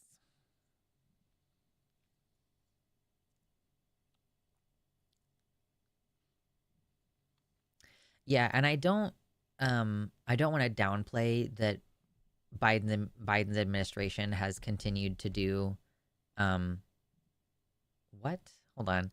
Biden's administration has continued to do the family separation policy with people coming into the US. So it's like, yes, things have been happening to immigrants that are bad already. I think we are looking at a potential escalation because Trump has talked about using the military to deport 20 million people who are here. So, like, that's a dramatic escalation. So, it's like not to say that things have been good under Biden's admin, but that we might be seeing like a rapid escalation soon. Okay, so Gayfesh says RFK wants to send ADHD folk to concentration camps. Why? I require a relatively inexpensive accommodation in the form of Ritalin, and then I can basically just do what anybody else does. Violet says RFK wants to send anyone with disabilities or gender or sexual diversity into concentration camps. He wants to mandate conversion therapy. Again, we're past the point of trans people even being able to function in government when they want to make it illegal to be trans. Yeah, I don't disagree that obviously, yeah, they're already making the functional government stuff non-functional. Not just ADHD, depression, anxiety, OCD. Interesting.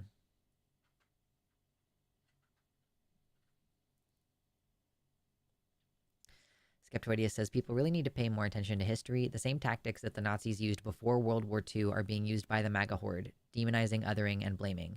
I mean, yeah, it's been a while. He wants to ban your medication. Well, it's a good thing that I have enough of it, I guess. Okay, what is going on here? Yeah, how big are these camps going to be? So many people are diagnosed with anxiety and depression.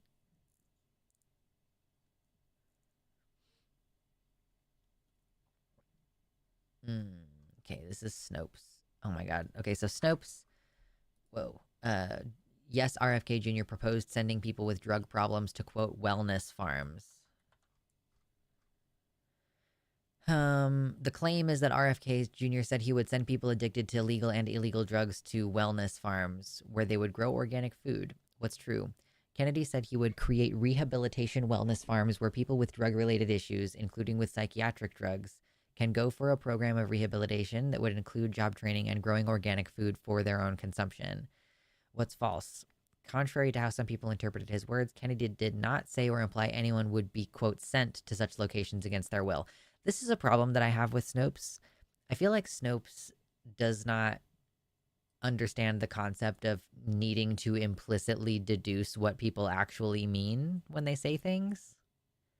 Yeah, because like people will say that conversion therapy is voluntary, but it's kind of not.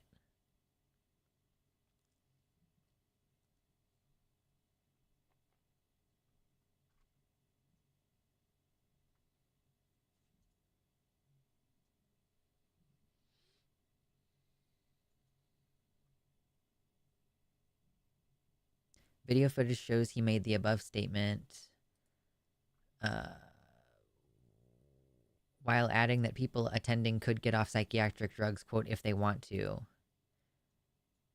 He did not indicate anyone would be coerced into going. Well, yeah, this is just the problem, though.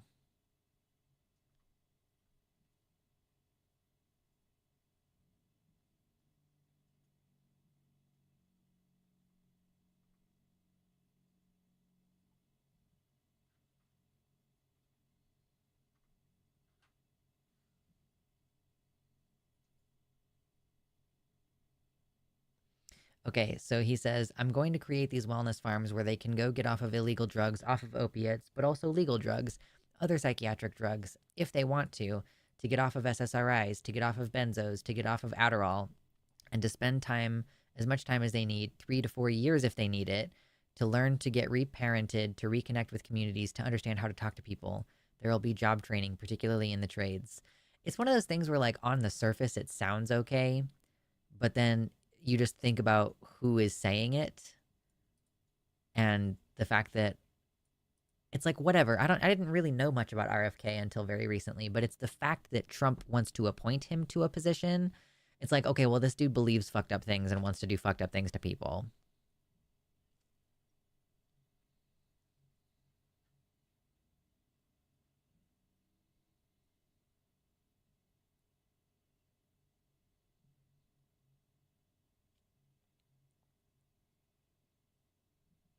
No, on the surface, that doesn't sound okay. Like, if people want to volunteer, it's like voluntary rehab, basically. Like, on the surface, I could say reconnecting with communities, understanding how to talk to people. Like, some of what he's saying here does play into my criticisms of the current prison system, because it's one of the things that we do with people is, like, we just throw them in prison, and then there's this really hostile social hierarchy, and they are not able to integrate back into society afterwards, right? It's like the idea that if you have a drug offense, you have the option to go to a place that is meant for you to be rehabilitated, or, like, to use your skills in a different way. Like, on the surface, I agree with that conceptually. Like, I do think that we should have more rehabilitative approach to justice, but we have a very punitive approach to it right now. And so it's like the question of how to run a society is, like, how much do you do this punitive thing? Well, it seems like once you get to a certain level of punishment, it's no longer effective. So, like, having the death penalty for stuff is not actually that much of a deterrent to crime, right? But smaller forms of punishment might be more effective. But if we're talking about, like, serial killers, like, yeah, it would be better to have a rehabilitation approach to it. But it's the part is that, like, this is all assuming that it's voluntary. It's assuming that this program intends for people to get well, that they can leave when they want to. Like, there are a bunch of different concerns with anything in the process, but, like, I know, like, Alex says, so slave, like, slavery is already illegal as a punishment. Sorry, it is already legal as punishment for a crime. So prisoners are already slaves. In fact, I saw someone talking recently about how when they were in prison and they refused to do free labor, they were put in solitary. So, like, you basically are a slave. You will be punished if you don't do the work. So it's just a matter of, like, okay, yeah, are these, like, he's saying, like, this is to get off of illegal drugs. So this could be part of a punishment thing, a rehabilitation punishment about illegal drugs, but also legal drugs. Okay, well, then it's a question of, like, are we going to start making these other psychiatric drugs illegal? And then it's going to be a punishment for a crime? Like, yeah.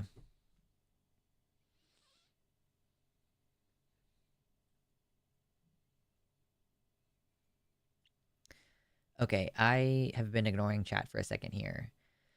Kitty says, a lot of people don't understand how hilarious and impossible what Trump wants to do is in many cases. Like, this will not end in fascism, this will end in civil war, and I'm pretty sure the right would lose.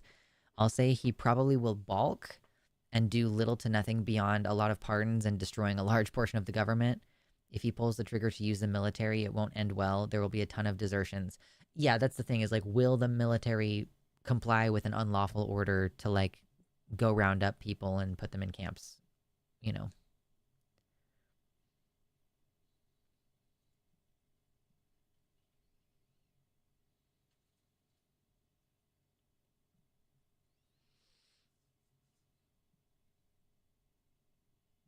Vocational rehabilitation already exists without conversion therapy. True.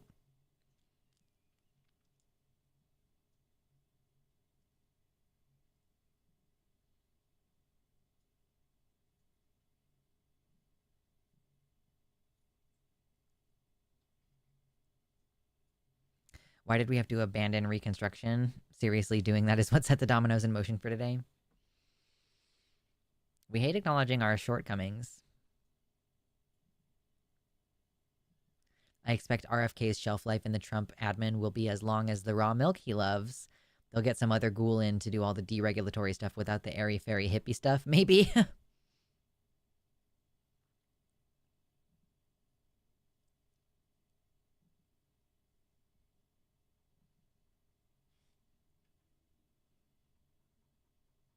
Mersh says MTG actually wants a civil war, and she's calling for a, quote, national divorce from blue states. She also does not want people from blue states who move to red states to be able to vote for 5 years. I mean, if you become another country, that kind of makes sense, I guess. Because you can't vote in Canada until you become a citizen. Like, at least it's consistent with what we do. But obviously, it's silly.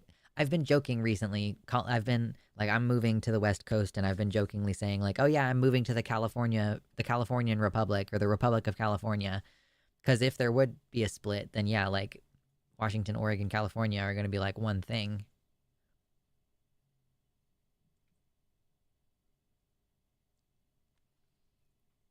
Yes, it's good to remember that most of these cabinet positions probably won't last long. This is one of the things that I think is going to make it hard for them to accomplish much of the fascism, is that there's so much infighting, and Trump is like so keen to fire people that it just seems like their ineptitude is going to prevent them from really accomplishing much. But I've made predictions that were wrong before.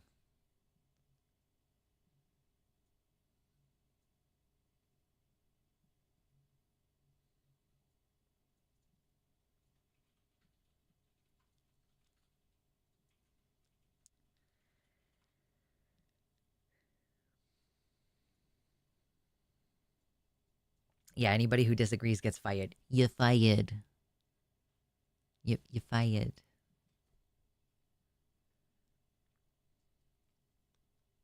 By the way, I have a game that we play where if we get to the donation goal of $100, I'll open this chest, this beautiful wooden chest, and we can find out what's inside of it.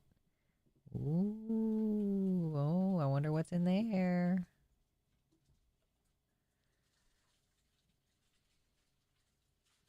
Hello, Flower Person says, I'm feeling bad because I just got discriminatorily banned from my school's politics club. Shit, what happened?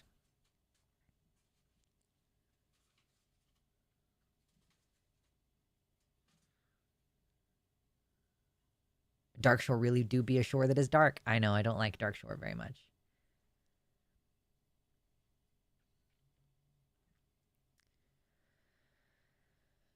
Oh, it's such an interesting question. People are, talking about dividing the country. It's like, I don't think that's really I don't know. I want to say I don't think that's the answer, but at the same time, I wonder if part of the problem with the United States is that it's so big. Like, we're trying to represent so many different people from so many different places that I wonder if that's part of our problem. But at the same time, I don't want to let there be like a, Alabama, Louisiana, Mississippi, like that's now one country where they just enact the death penalty for queer people, you know? Uh it would be better if we didn't have that situation, but I guess I don't really know how else to, like, how do you live in a world with people who think that I, as a trans person, like, am a groomer or whatever? Like, you kind of can't live with those people. It's like, but we have to figure out something. We live on the planet together. Like, it's not an option whether we have to live with those people or not.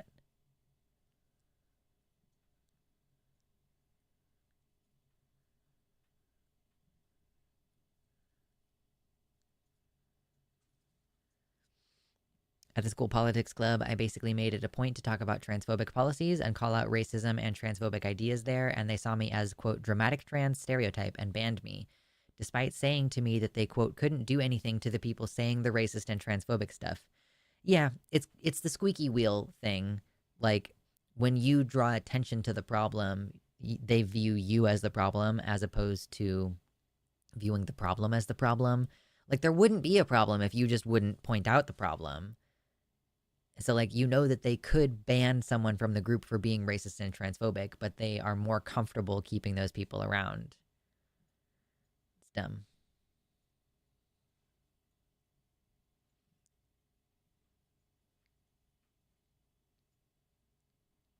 Yeah, school hasn't changed a bit. Hey, you, the one being bullied, you're in trouble for being bullied.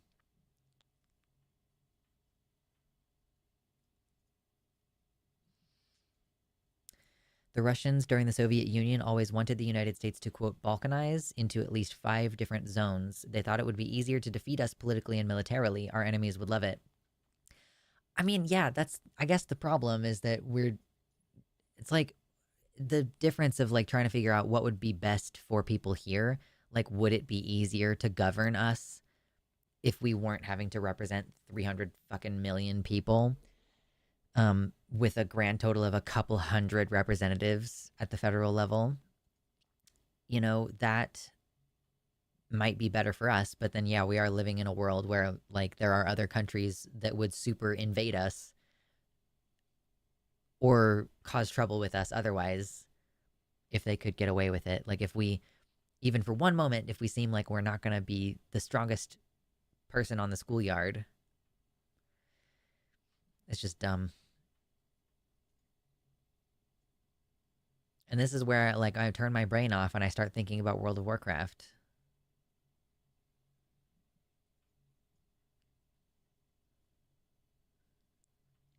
Russia has seemingly spent a lot of money getting Trump elected, so that's weird. Yeah. It does tickle the brain some questions about the election and potential interference. Like, yeah, like spending a bunch of money on propaganda that then convinces a bunch of Americans to vote for the Republican. Like, is that not a type of interference?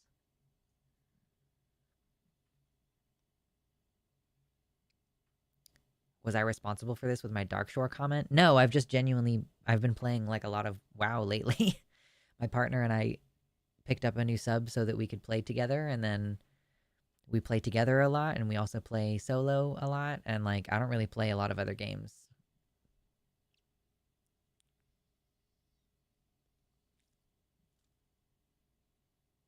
Would the world be worse off if we were not the superpower? I mean, we are funding a genocide. Yeah, I don't know, man. Like, Russia is invading a country still, like, because they want to have it. So, yeah, I mean, we are at least not actively expanding right now. But if Russia was the global superpower, they would just start wars with neighboring countries in order to acquire them.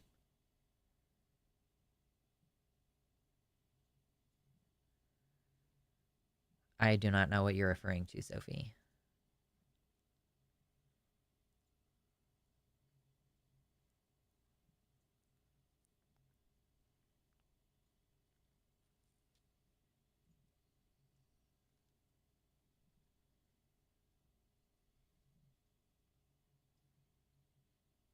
Yeah, having a family that simply does not talk LGBTQ issues, nice. Like, at least you don't have to worry about stressing on the topic, but still.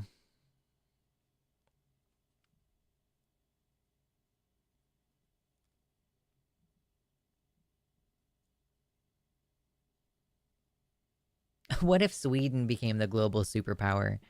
What if? What if, Padfoot Sam?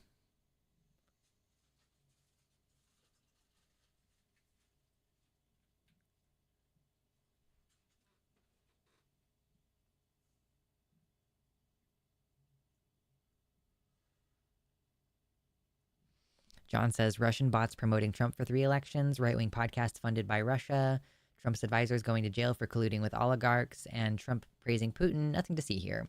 It's almost like the US wants Russia to divide and conquer them. Yeah, I don't know, maybe. Free healthcare would be nice. You're dreaming. You're dreaming.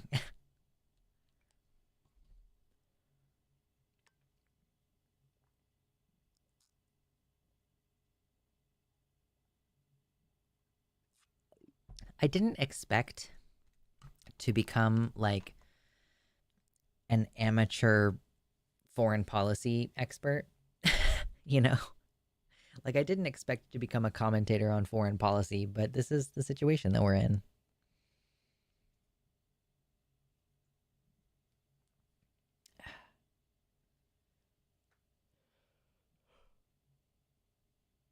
If America slips, China is next in line for superpower. Yeah, I think economically, at least, China is probably where it's at.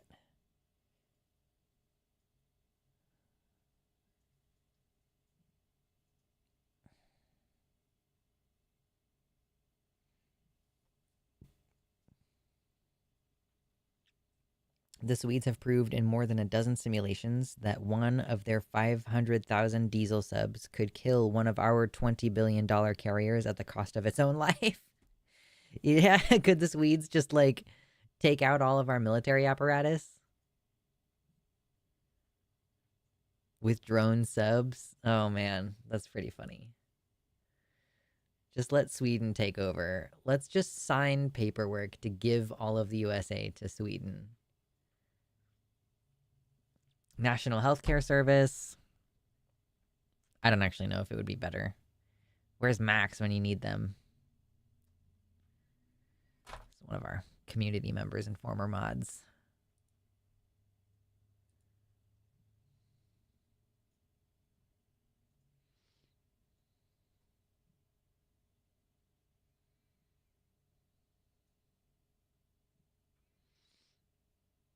Later, Mersh. Have a good week.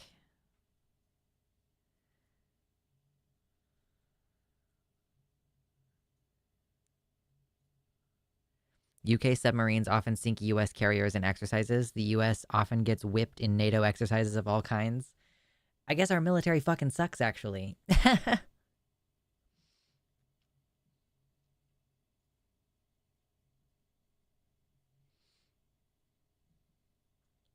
93 likes. Nice.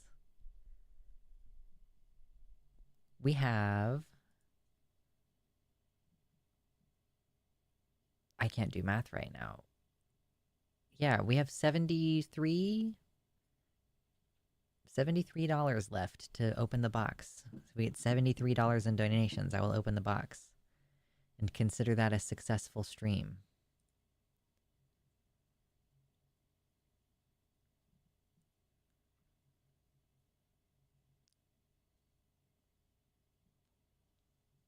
People don't get that with when large powers with missiles start fighting, everyone loses. There's a reason USA and USSR/Russia have stuck to proxy wars all this time.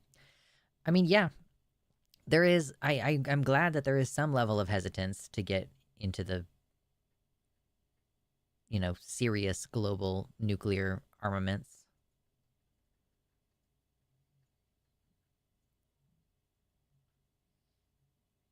Sweden ranks 7th for healthcare. Norway's number 1. USA is 11th. I thought that USA was much further down.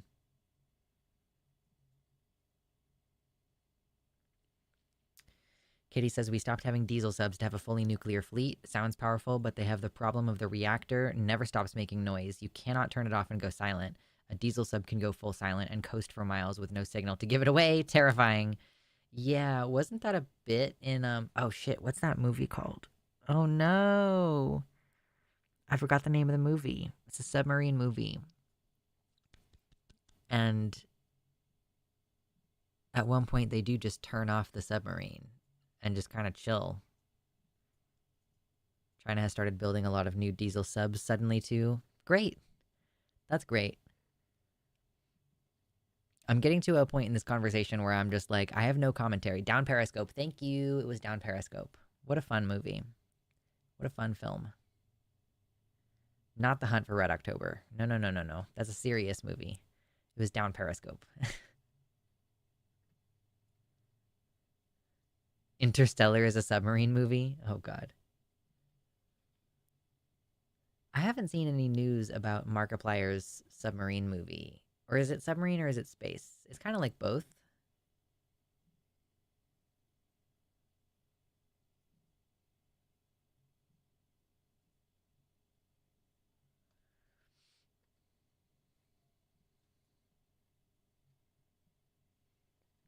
No worries, Zeroki Wolf.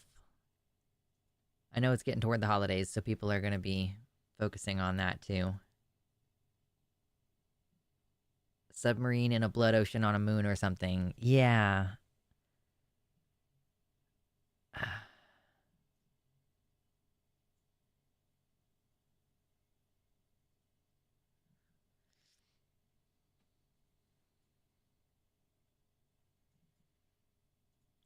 Sophie, did you forget about the Ocean Gate implosion?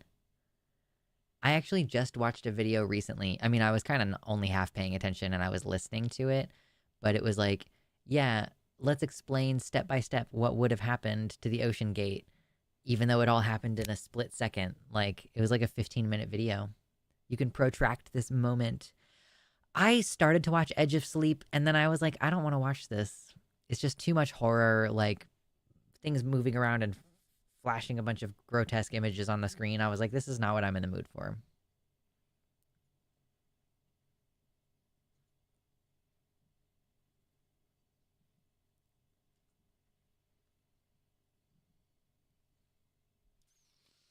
Okay, what did AOC say about the Sarah McBride thing?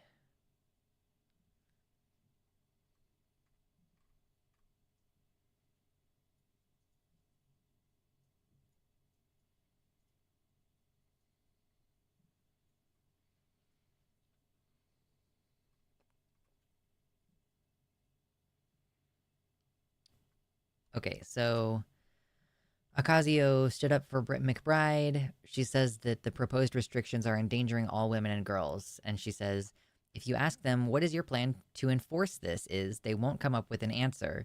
What it inevitably results in are women and girls who are primed for assault because people are going to want to check their private parts in suspecting who is trans and who is cis and who is doing what. The idea that Nancy Mace wants little girls and women to drop trow in front of who? An investigator? Who would that be?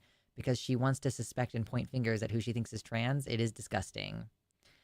Ocasio also accuses Nancy Mace of trying to make a buck and fundraise off of an email. They're not doing this to protect people. They're endangering women. They're endangering girls of all kinds, and everybody should reject it. It's gross. I am glad that she, was here to, like, assertively say, no, this is bullshit. Stop doing this.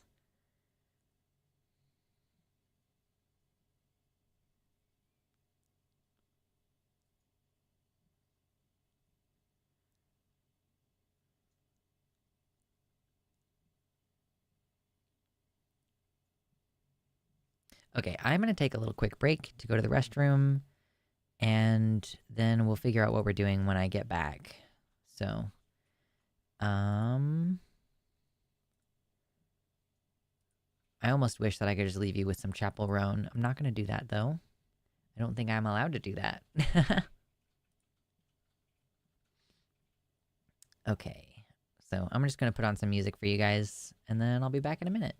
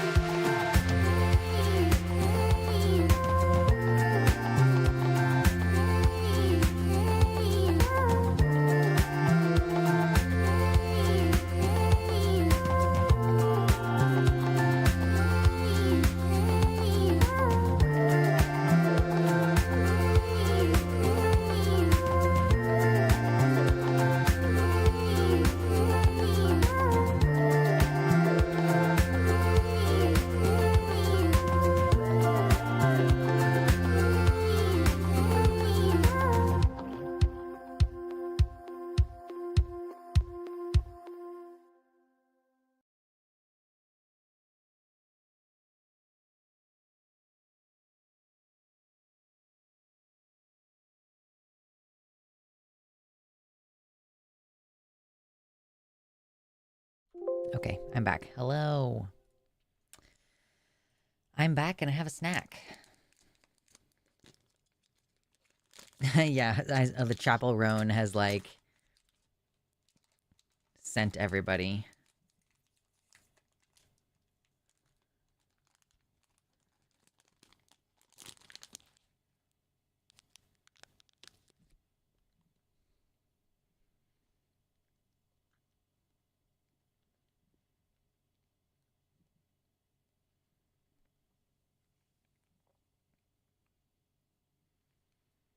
Move to the West Coast or should I move out of the country?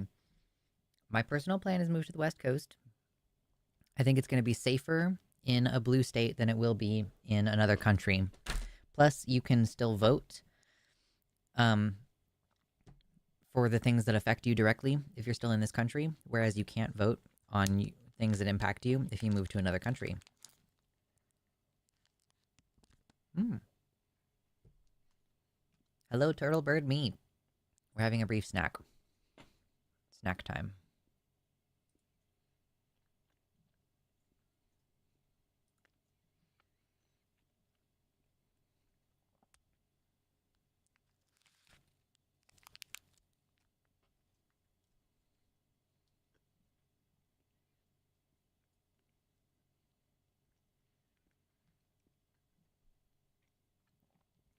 You misunderstood me, Violet.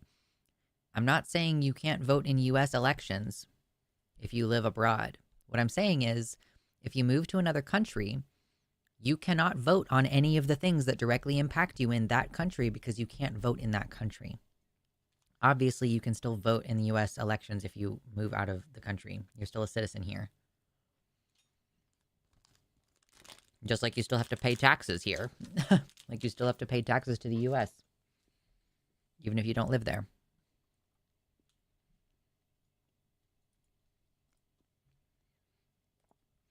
So, like, at least if you live in the West Coast, you can vote on the things that directly impact you in your community.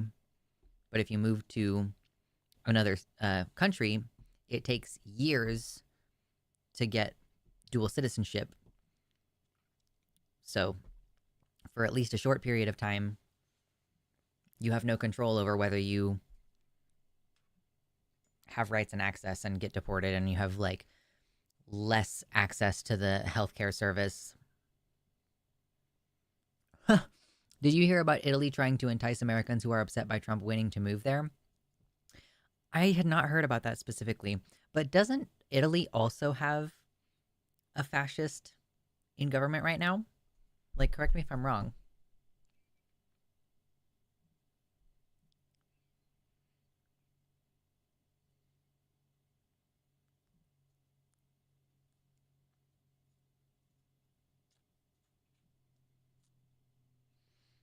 Yeah. I also think that it's better for trans people specifically to move to blue states in within the US because we have an informed consent healthcare system. Whereas if you move to Canada or anywhere in the European Union, for example, you will have to go through their NHS process of getting hormone care. And because a lot of these countries are rolling back healthcare access for trans people in this like reactionary moment, um, yeah, this is part of also why I think it's better for trans people to be in blue states. And then like it tends to be the case that with the NHS services, they also tend to have pretty strict requirements for like you have to do this and then this and then this in order to access like certain types of surgery. But in the United States, it's a little bit more like there it's not like there's a countrywide expectation that you have to be on T for a certain amount of time. Like maybe different insurances will be different, but there are like some situations where you can't get bottom surgery unless you've had top surgery for trans men, for example. But it's like, what if you don't need top surgery or just don't want top surgery?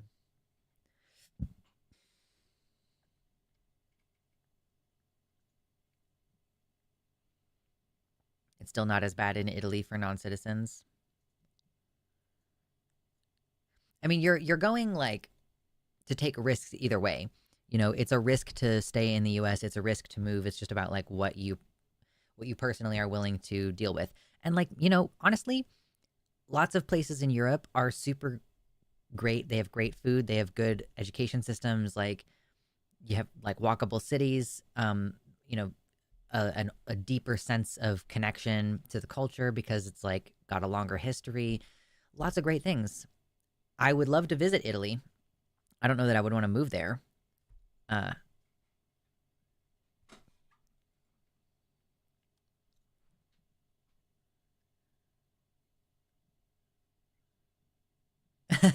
Kitty says there are a few places currently trying to get people to move these days because the population is tanking. Almost like there's some sort of environmental factor that's affecting people's desire to have more children. Can't put my finger on what's going on.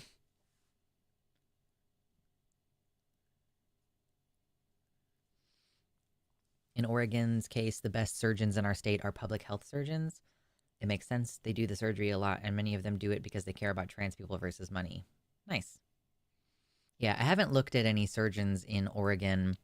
I when I was really deeply involved in researching bottom surgery stuff, um, and I still think about it, but I haven't like made any progress on it because I kind of feel like I should buy a house first if I'm gonna pay $50,000 for something. Um, like you know, a down payment for a house versus like bottom surgery. But I was looking at the bunk clinic, which I think is in San Francisco.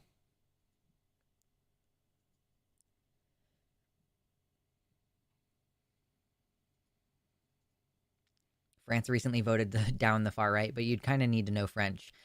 Listen, I took 3 years of French.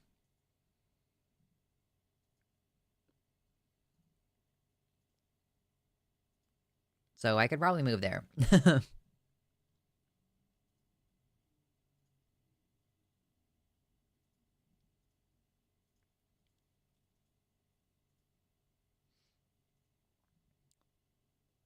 I keep having issues with my connection to the YouTube chat. It's very strange. What are you doing, bud? What are you doing? Well, what else do we have for today? Let's see. I don't know that I have much else to say about Sarah McBride. I know that people are saying she's making the best of a bad situation or like she's not an activist, it's not her job, you know, there are activists who can come in. I just know that she's going to denounce that. If any activists come in and like use the restroom that they're not supposed to according to Mike Johnson, she's not going to say like, you know, this is a peaceful protest against an unjust rule. She's going to be like, I don't stand with those people. That's just what I feel is going to happen.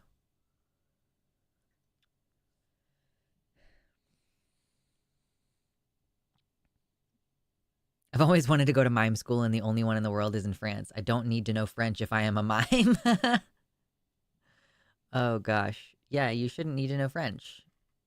It should be like, I'm assuming that also in mime school, none of the teachers ever talk to you, right? Like, if it's a total immersion situation, all of the instruction has to be interpretive, right?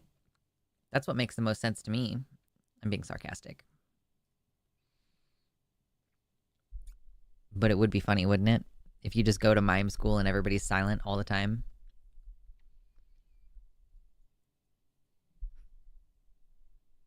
From the time you get out of your car, everybody's just, and like maybe you see someone in their car like bump into music, and then as soon as they turn their car off, they're like, mime version.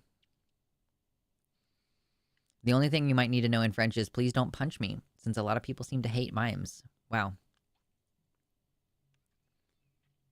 Many of the mimes are under oaths of silence, and you are expected to be under one when you are enrolled. Oh my god, that's amazing. Could you move to another country solely on sign language? Well, that's interesting because, believe it or not, sign language is different in different places.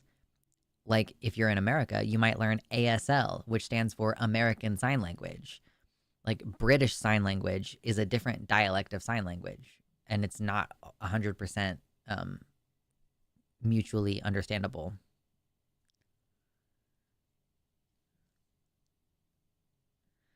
If a teacher sees you speaking out, sorry, if sees you outside school speaking, you get kicked out of mime school. Wow. Australia sign language, isn't that different to ASL? France is the one. Ours is based on the French signs. Oh, okay. So maybe French, yeah. But I'm just saying, like, maybe you could get by with sign language, but like, just keep in mind that that sign language also is not the same in every country. C sign is the most common international one.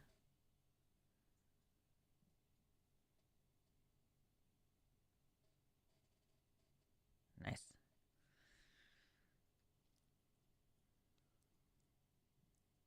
I didn't know that there were that many gestures to do with hands. Well, keep in mind also that different signs don't necessarily correlate to like a gesture that makes sense, you know? Like B as in boy, and then you put it here and do this, and it's kind of like a bill of a hat, and so that kind of makes sense for boy. But like, and like this is girl.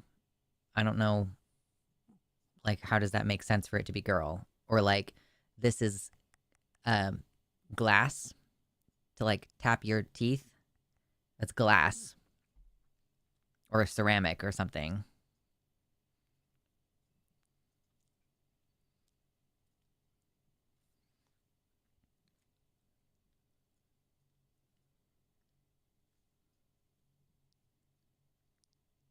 One of my favorite musicians started off as a mime act.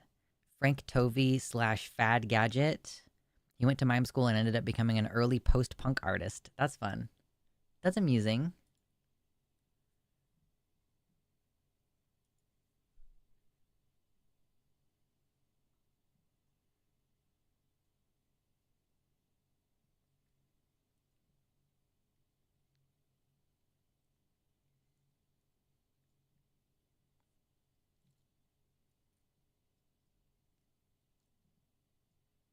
Drawstring of the bonnet here.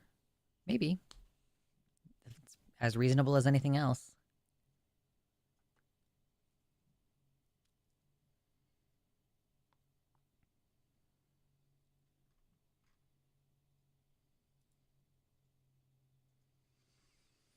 Oh, Blue Sky, why have you been so annoying lately? It's like everybody who was posting their political takes on Twitter is now on Blue Sky and they're doing it over here. Like, stop it.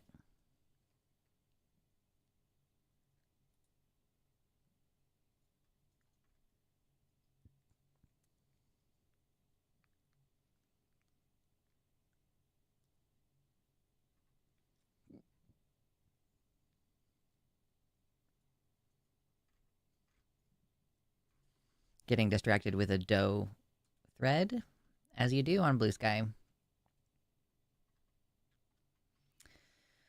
Oh gosh. What else should we talk about today? I don't know that I have much. I'm like genuinely like I might just open up World of Warcraft and start playing on my priest and like continue having conversation with you guys. Or like is there something we should watch? Should we respond to a video?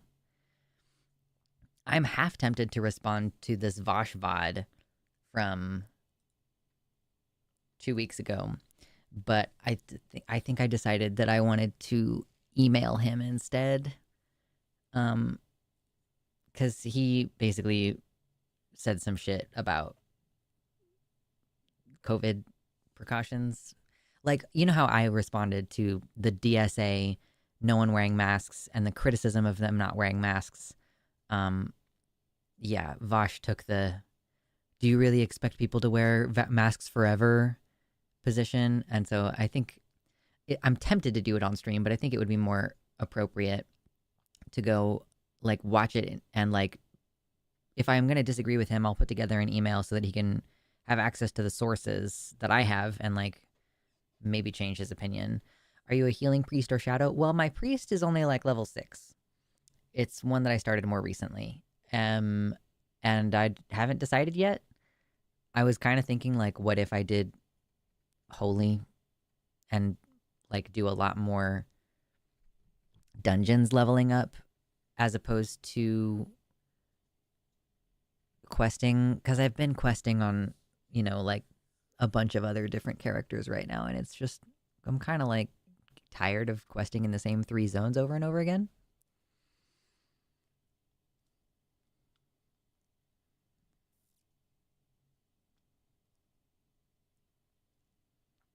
Could talk about Rosanna Pansino smoking her dad's ashes. What?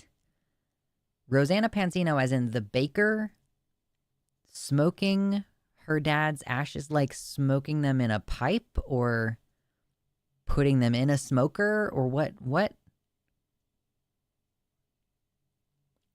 Are you doing the fresh servers? No.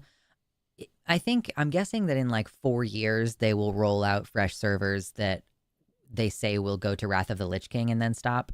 I don't want to be stuck in the Burning Crusade. I like the Burning Crusade, and I would like to experience it. If they, in a few years, opened up Wrath servers, I would like to play through it in progression and then stop at Wrath of the Lich King. But I don't know.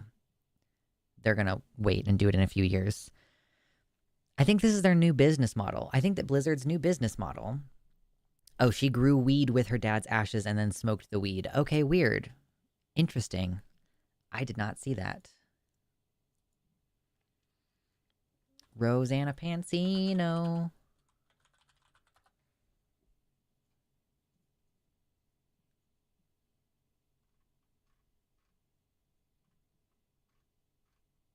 When was this? Was it recent? Now, usually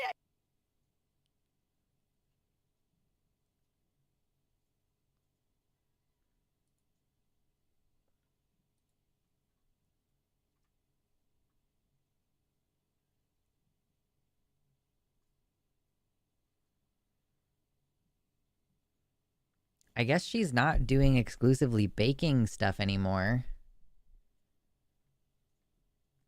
I bought vintage products from my... This is Rosanna Pansino. I know her as being like the person who for a while was making video game-oriented baked goods.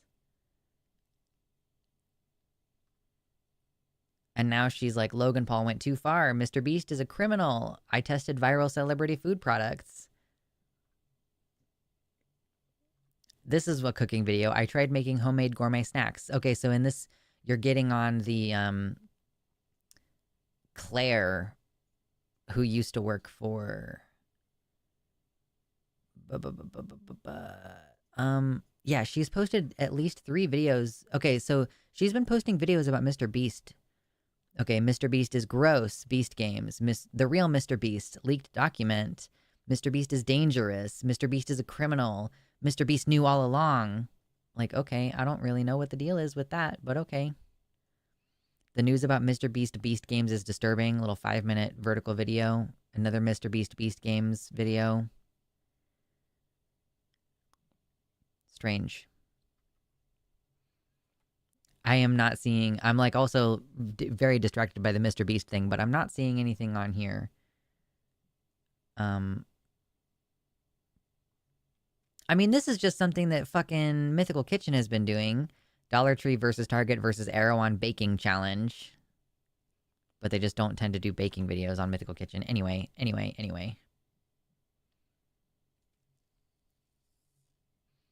Claire was from Bon Appetit. Right, yes, thank you. I could not remember what it was. Apparently those were like the worst and most stressful episodes for Claire too. She does stuff like that now on her own channel, Claire does. But, I mean, it's, I guess, less stressful because she's her own boss or whatever.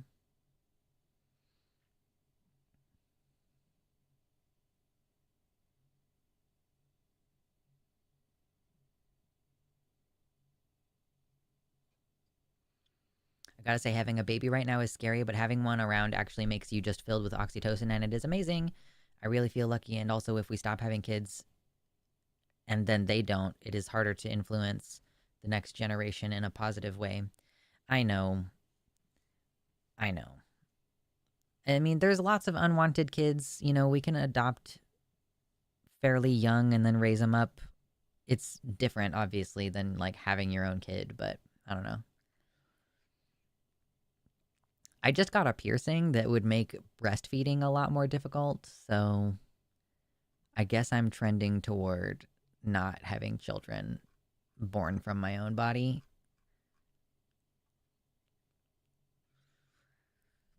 I don't play any of the classic servers, just play current content. It's not too bad. Like, I played during Wrath of the Lich King, I played through Cataclysm, and then I quit during Mists of Pandaria. The retail version of the game now is a different game than what I played before. When I play classic WoW, that is closer to the game that I actually played back in the day. Like, so many things have changed that it does not feel like the same game. I never want children. Yep. Good going. I could do it, but it would be a huge pain in the ass, obviously. What's up, Corbarian? Says that Rosanna Pansino has been the biggest person in exposing Mr. Beast's fear ever since she won one of his challenges, but they gave it to someone else who had a bigger following or something.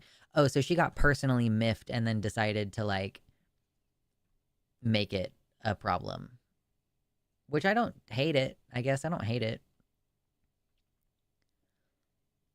Oh, and her video from yesterday is another I made gourmet snacks. Hostess Little Debbie zebra cakes, oatmeal cream pies. Delicious.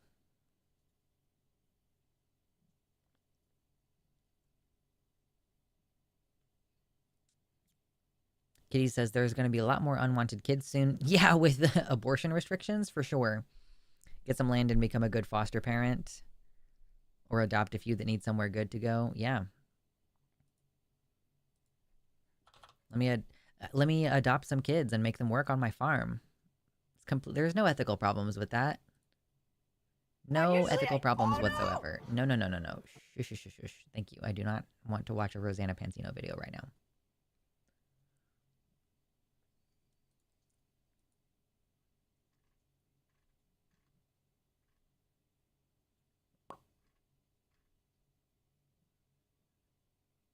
Has anything else fun happened over the past week?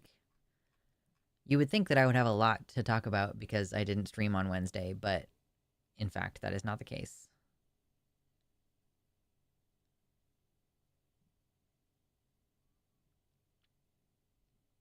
Not like that. Having land just makes a childhood nice. Yeah, no, I mean, it's like funny because, yeah, if I adopted kids, I already plan to do the whole getting land thing if possible. So I'm going to be growing food. And therefore, if I had a kid, whether I adopted them or gave birth to it, it would eventually have chores in the same way that, like, kids have chores, but there would be some farm-related chores. And, like, it just is funny. Yeah. Hello, Allison. Thank you for the super chat. $5 super chat. Appreciate you. So many people from Takis here. I'm appreciative. Thank you all for coming over to hang out with us. Alice says there's a version on WoW that's called Ascension. It has no classes at all. You can make any combination of spells and abilities. I've never heard of that, and it does not sound fun to me. But I'm glad that they have lots of different options for play. But this is what their business model is now. Every couple years, they roll out some new thing. Like, okay, they have WoW Classic, but WoW Classic is starting to peter out a little bit. So now they've introduced servers that are going to go progress through the Burning Crusade. So, like, people are going to hop on, play for a few months, and then peter out. And then in a couple more years, they'll announce some new thing. I think that, Ascension might be a private, non-Blizzard owned server. Yeah, that would make sense.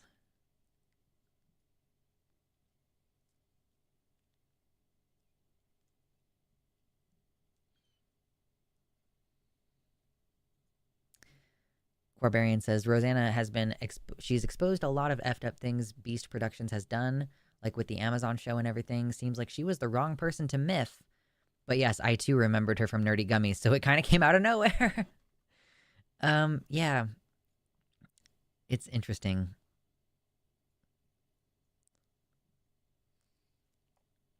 I'm done with Blizzard. Yeah, no, I know that they don't, there's like various things that they're like, they don't have ethical business practices. I feel like if you play purely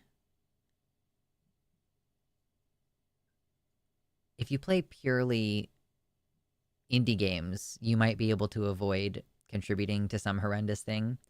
But I'm like, Nintendo has bad business practices. Blizzard does too. Yeah, Sony. Like, I'm probably only going to play for a couple months and then go back to not spending money on Blizzard.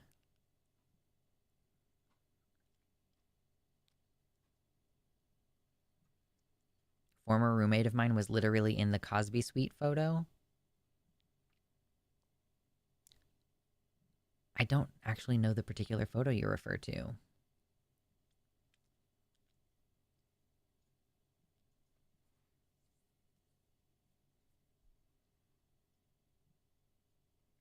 Nintendo is as evil as Christianity. Oh gosh.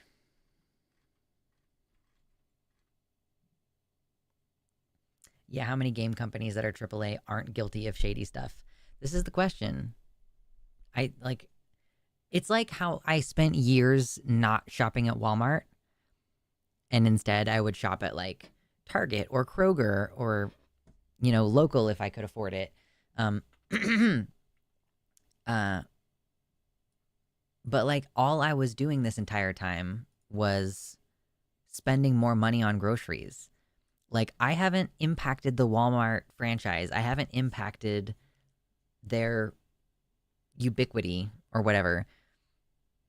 And that's part of also why I'm like I'm not going to try to find a different service than Amazon. I mean, if I'll go to Etsy and like find independent creators for like artistic stuff or I'll 3D print my own stuff, whatever. But like I do still use Amazon as a service because is me like I don't buy things typically I don't buy things like on Amazon Prime Day because typically basically like every year I know that employees strike on Prime Day. So I typically try to not do it on Prime Day in solidarity, but like all I'm doing is making my own life worse by spending extra money at a different grocery store that also has shitty business practices. I guess if you have an Aldi, you can feel fairly confident, but I don't like how Aldis have like, I don't know, like a lot less selection and like stuff is just sometimes not there when you want to buy it. Which, again, you're paying in lots of unclear ways for the benefit of having that much selection at the Walmart, lots of below decks costs. Buying AAA is like buying Hobby Lobby art when there are real artists out there selling beautiful real prints, indie game devs being the real artists here. Yeah. And I like playing indie games. That's part of why I'm a PC gamer because it's easy to have access to those kind of things through Steam. And there's other web clients I know, or not web client is the wrong word, but you know what I mean. There's lots of other game hosts like GOG. I used to have GOG for some specific reason, and I can't remember what it was. I don't have it anymore, but yeah. Like if you want to play Zelda, you have to buy the Nintendo version or pirate it, I guess, which I'm not going to tell you to do that. I'm just saying that is why people pirate. It's because they want access to the material, but they don't want to support the shitty company.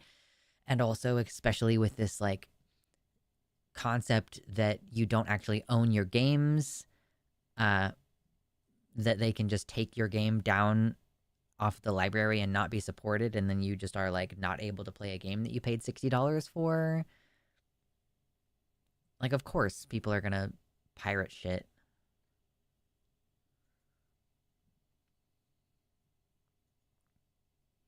But I've also played indie games that suck ass.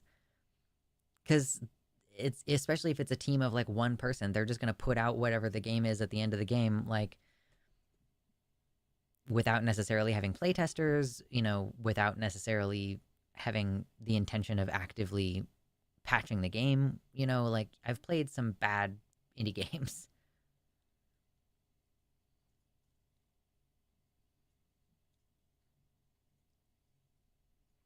Yeah, you can't steal something that it's not possible for you to own. Yeah, like if I buy it and I don't own it, then if I pirate it, how is that stealing? I didn't steal it. I guess probably they don't actually charge you with theft. They charge you with breach of a license, I think. So, but whatever. That's just like a fancy way of them getting you in trouble for stealing the game.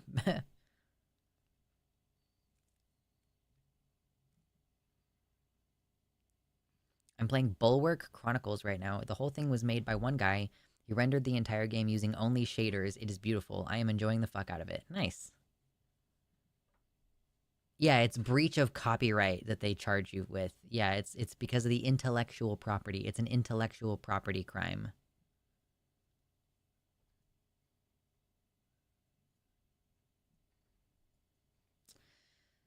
Yep.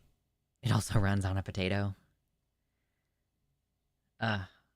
Every time I think of potato batteries, it reminds me of Portal 2, which is such a great thing to be reminded of. I love Portal 2.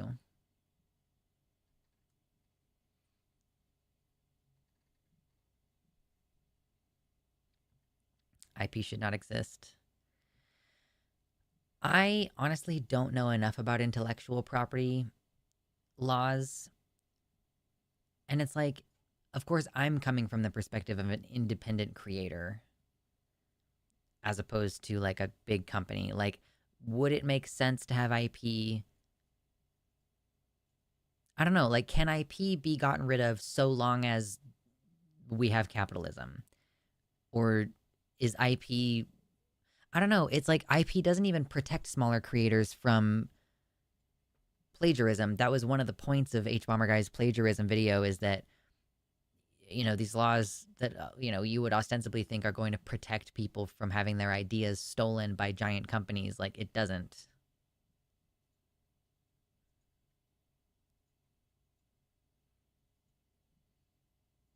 Finishing a game by yourself is super impressive, even if it isn't the best. Yeah, I have a young person in my life who has expressed interest in making a game, and I want to, like, encourage this, but I don't know a lot about making games, so I don't know how I can, you know, is there a program that I should buy for them, or I don't know.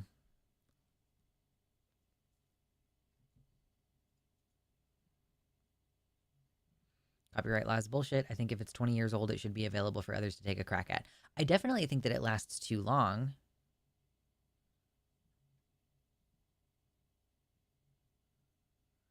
Thomas Edison is proof of IP theft being a big money thing to do. Yeah.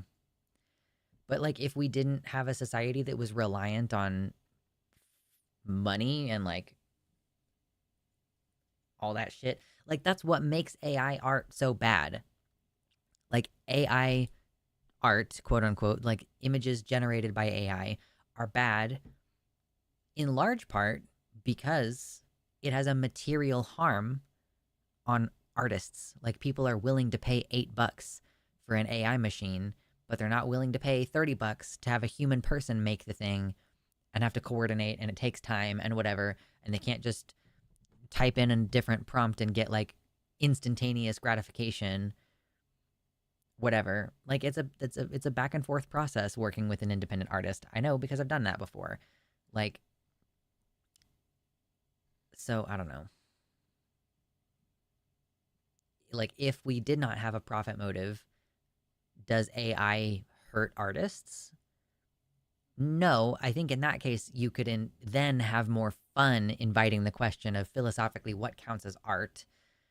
But yeah, so long as, and obviously I know that AI generation stuff uses like a ton of natural resources, like it uses a ton of water. So I know that it's bad for that reason as well. But just as far as who does it impact directly negatively impacts artists themselves.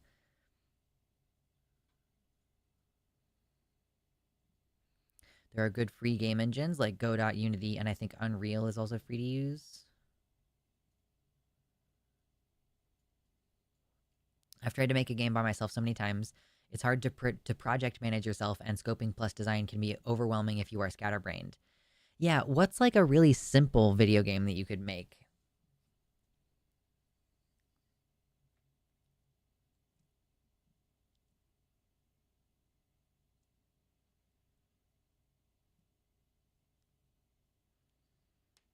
I only use AI art I make for my Facebook posts and D&D characters. Well, but that still harms artists. You're like, oh, I'm only using this for personal use. But if you didn't have AI art, then you would either have to draw it yourself or you would have to commission an artist. So using any art generation through AI harms artists. Like, I don't mean to shame anybody, but like, there is no ethical way of using AI image generation at this time. Like, there just isn't. Make a video game using Excel macros, true. Visual novel, true. Unreal and Godot are my faves. Okay, cool. Easiest one is a text adventure. Just writing a choose your own adventure game, basically. If you want to make simple browser games, look up Free Code Camp. p5.js. Nice.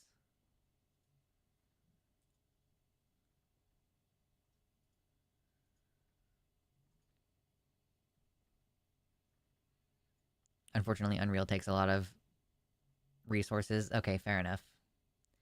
RPGs are also really easy with RPG Maker specifically. I feel like back in the day there was a Five Nights at Freddy's game that came out of RPG Maker that Mark played back in the day. Markiplier.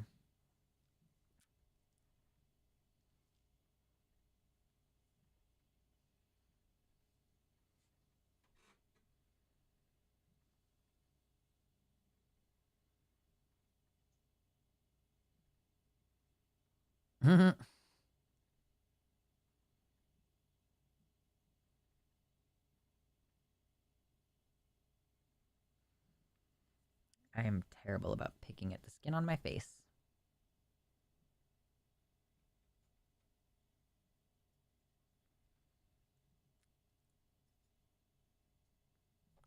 Magic the Gathering promised to never use AI art on their cards, and then they immediately turned around and used AI to make advertisements for new deck releases. Also, multiple tokens have been AI in the last two sets. I'm mad because I have played since the game started, and it started as a way to support artists partially. Yeah, I just. I don't know. I don't want to get into a whole thing. I don't like AI art. I don't think that we can ethically participate in it. And yes, it sucks that art is a skilled task that takes time to get good at, but like, that's why it's a valuable skill, and you degrade the value of that skill by using image generators.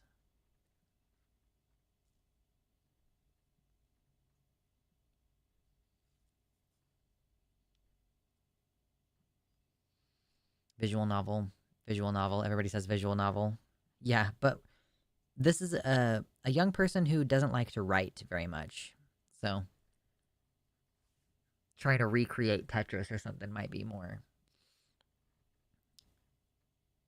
appealing, perhaps. I'm the writer. I'm the one who loves writing. That's me. What if I just wrote a script and was like, "Here, make a fucking video game visual novel of this." Okay, weird. Why would World of Warcraft developer and current and former Blizzard employees posing with a portrait of Bill Cosby at BlizzCon 2013? That's weird. Pong clone should be easier than Tetris. Okay.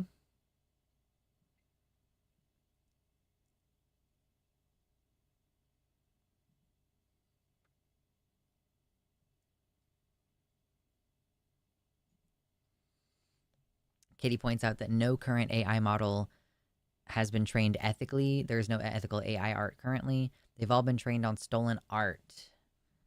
And that's the other thing too, is like they have been trained off the work of artists who didn't consent to that.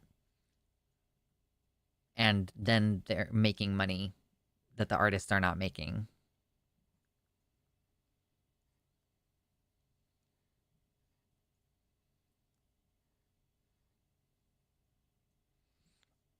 My voice is tired.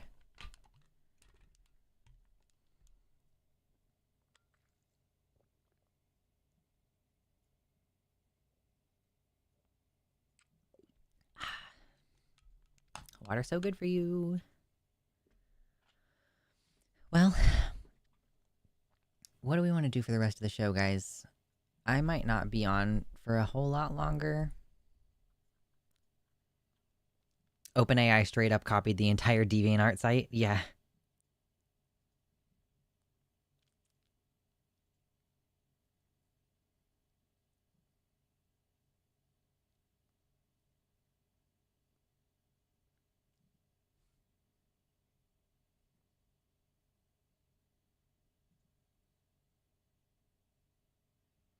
Some community colleges offer video game making courses. I know that mine does. Thought about going back to college for it and video making, but IDK, college took a lot out of me the first time. Yeah, I could see people like,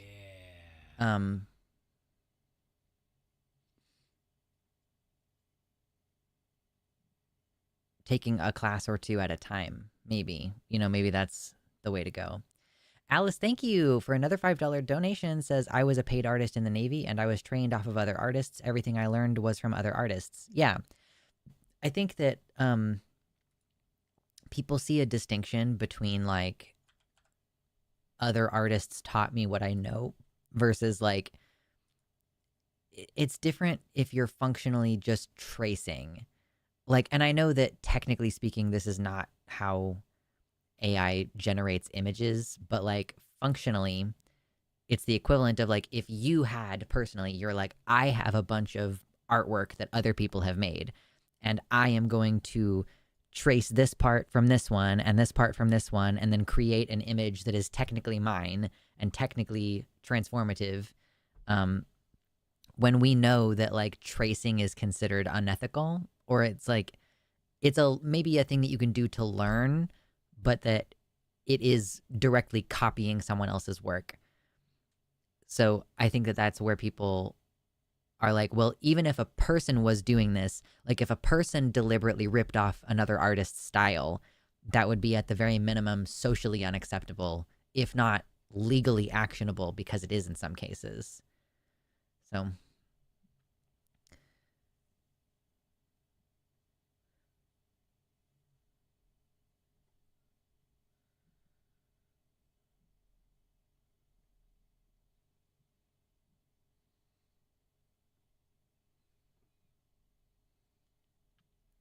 but I've been appreciating y'all hanging out today. I wonder if we should... Guys, I understand how AI image generation works. I feel like when you say, well, technically it's not tracing, it's different, it's like, okay, but it's taking a data set of art and then compositing an image based on that training, right? And because it's a machine doing it, it's able to do it a lot and very quickly. And those artists didn't consent. So it's like if you were learning directly from an artist who was understanding that you are going to maybe develop a style that is similar to theirs in the course of like a mentorship or whatever, that's different. And like you as a human person are going to collect and interpret all the art that you've ever seen, and it is going to become part of you. And then you are going to express your art in a way that is undoubtedly influenced by these other things. But in order to create a human equivalency, like if we were to say, how, like, why is AI unethical, right? If a human being were doing something similar to this, would it be unethical? And so the human equivalency that I'm drawing is if a human person stole a bunch of art, like didn't pay for it, and then started just compositing bits from that art that they had stolen without the consent of the people involved. Like, the human equivalent of doing what the AI is doing is like copying their work, tracing their work, ripping off their style.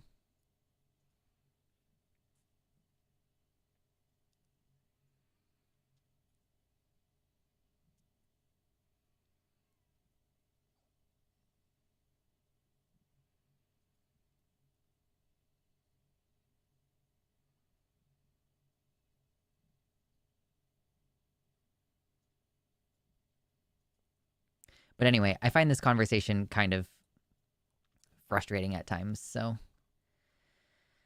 I've already been kind of losing steam on this stream, and I'm like, what else can we talk about besides AI art? Because I feel like, if I'm being completely honest, sometimes the AI art conversation brings out the worst in people's pedantry, and it just frustrates me because I'm like, if you're being pedantic in this conversation, I feel like you're not understanding the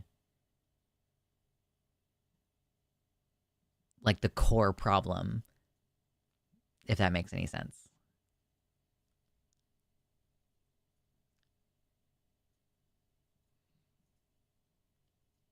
If I go on DeviantArt and look at 50 images and then draw something from that, then what have I done? So, yeah, I think what I just said a few minutes ago is like, I think that people are understanding that there is some kind of material difference between a human being like looking at art and becoming inspired versus like a human taking a bunch of art and then purposefully copying it in a style that is exactly like someone else's art or like derivative of that person's art, and also frequently like worse in terms of quality. It's like we can understand, even in the human sense, like there is a difference between being inspired by someone's art versus copying it. I just watched a video from Sean about Stellar, what was it called? Stellar something. And he talked about how it was not a great game, partially because it was a ripoff of Nier Automata. And like, there is a difference between being inspired by other media versus like ripping ideas from other media whole cloth, or like renaming it, or like shifting the letters around, or, you know, like, and I'm not saying that there should be a legally actionable distinction here per se, but I'm saying like, based on our judgment, this is true of all kinds of different Stellar Blade, thank you. All kinds of different art is like, yes, you are going to witness art and be influenced by it, and then your art might be different afterwards. But like a robot or an AI algorithm like can't be inspired by, it can only on a materialistic level copy that, like copy what it has been fed effectively. And like, we know that things that are partially plagiarized, like Stellar Blade, was not a good quality game, partially because it was just sort of hollowly taking other ideas and like slapping them together. Like, let's take a cool idea from The Matrix and a cool idea from Nier Automata and just slap it together in a game. And also, we want the characters to look really sexy. And like, there's nothing about that sexy physique that influences that character because the character is meaningless. Like, you know what I mean? Like, we can kind of draw a distinction, even just looking at the human aspect of it, ignoring the AI aspect of it, that there's a difference between being inspired by a work and ripping it off. And I think AI, if we were to just equate it to a human doing the same thing, is more in the like ripping it off side of things.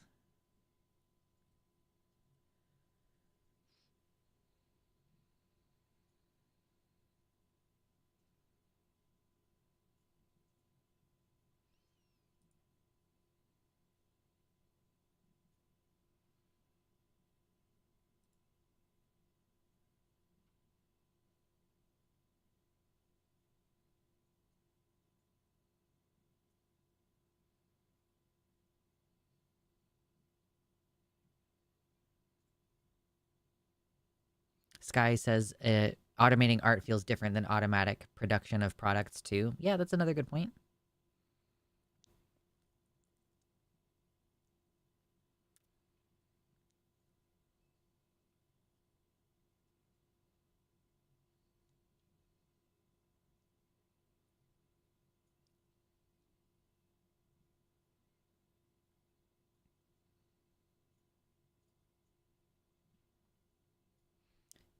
People who sell feet pics and then complain at people enjoying AI generated foot pics selling a foot pick isn't particularly a hard trade in most cases. Okay. You know, once I was talking to a teenager who refused to do her schoolwork, and she was like, whatever, I'll just grow up and take feet pics. And I didn't immediately lay this on her, but I was really tempted to be like, okay, so you're telling me that you have all the skills necessary to do this. Okay, so you have a high quality camera that you know how to use. You have good lighting. You have artistic knowledge of how to get a desirable photo with good composition. Like, I'm sure that there are people who just sell very shitty looking feet pics, but you know what they also know how to do? They know how to market. They also have social skills, because a lot of the time, sex workers, even people who just sell feet pics, they have people in their DMs. Like I think that even like jobs that people consider low skill, like taking feet pics, like no, you have to buy the products and know what products to buy to make your skin look nice. Like even something like selling feet pics, because listen, it's the what I'm pushing back against right now is the presumption that a job is easy and therefore it's not a big deal if AI does it. Like that job is hard. There is like thought and care that goes into it. You have to market yourself. You have to take care of your body. You have to understand photography. You have to understand the social media that you're on. Like, I do a job that most people think is easy. And let's pretend like I'm not doing my video essay arc right now. Even without that, it's keeping up with the news, understanding the news, being able to process it, being able to communicate it, then like knowing how to operate my computer and get my live stream set up, some rudimentary knowledge of like lighting and shit. Like I'm still amateurish. And then there's the editing and the SEO, the marketing, the thumbnailing, like creative artistic decisions that have to be made.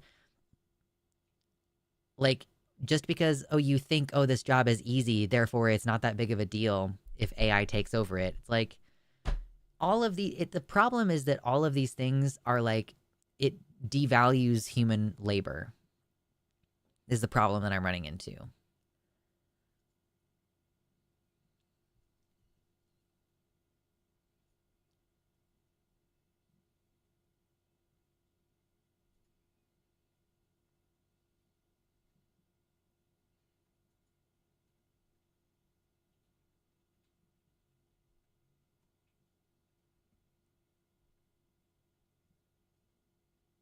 Ah,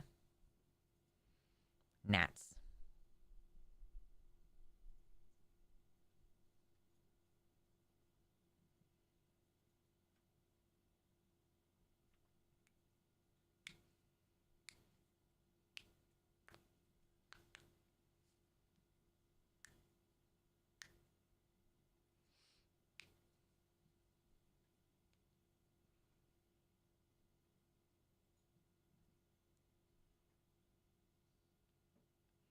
Alexandria says, if 1,000 new artists composite from 1,000 older artists, they will eventually make new works in their own style, if allowed.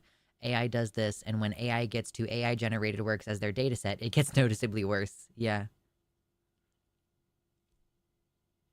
Separate of AI art, where do you stand on an actual AI having rights eventually? Do they not, because they are not a human? Well, it's funny because what we are currently calling AI is not actually AI. It's just generative algorithms. I mean, if a computer program becomes self-aware, that's a completely different question that I think does raise some interesting ethical qualms. Like, it's an interesting philosophical discussion, but like, yeah, I think we're so far away from that, so far away from what is called a general AI. But yeah, what we have right now is just algorithmic. It's like, but like, listen, I saw Centennial Man when I was younger, Robin Williams.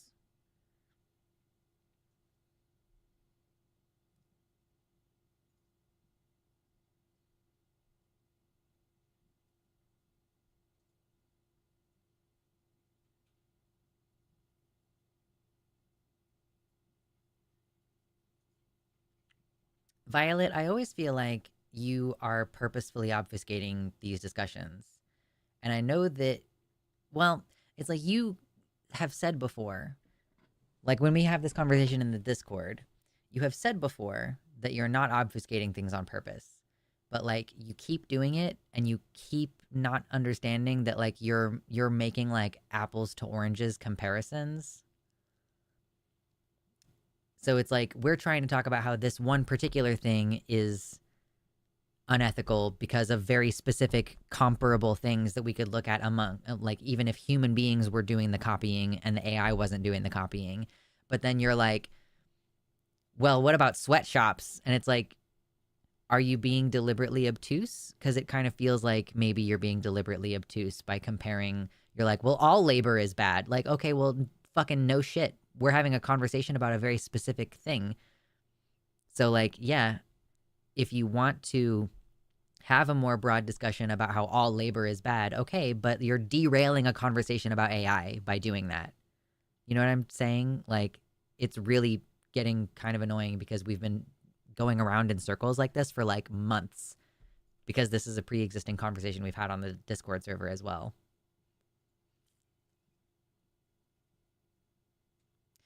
I mean, this is a good point. Corbarian says, I feel like every new art form causes this kind of discourse, but once the cat's out of the bag, there's no putting it back. Right. Like when photography became popularized, it more or less made portrait artists like obsolete. Um, Digital artists need to find a way to turn their craft into a luxury like film did to theater and TV did to film. Yeah.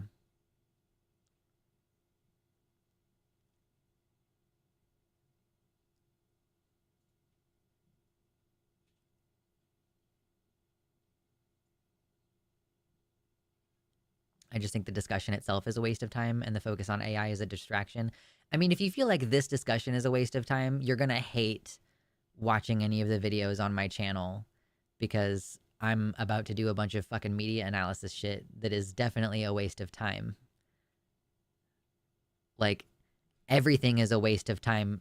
Like, everything except Trump taking over America is a waste of time. Like, I could say this about anything.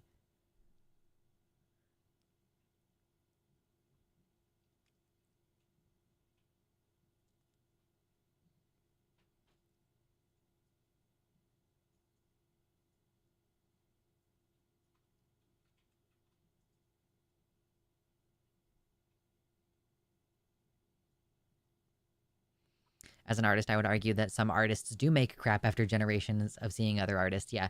I think the point that was being made was that at least human artists could move out of what they were taught and develop their own independent style, whereas the AI is just going to like keep producing stuff built on the same framework.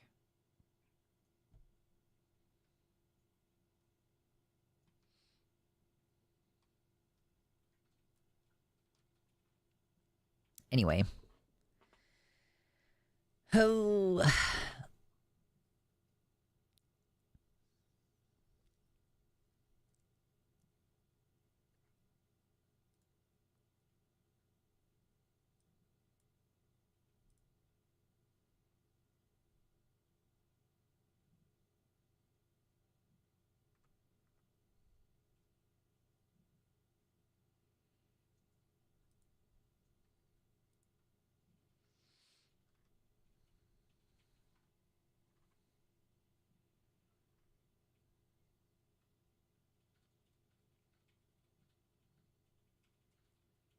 What about how AI is projected to use more power than humans in 2025 after the new NVIDIA chips drop? Wow. I didn't know that. Really? Wow.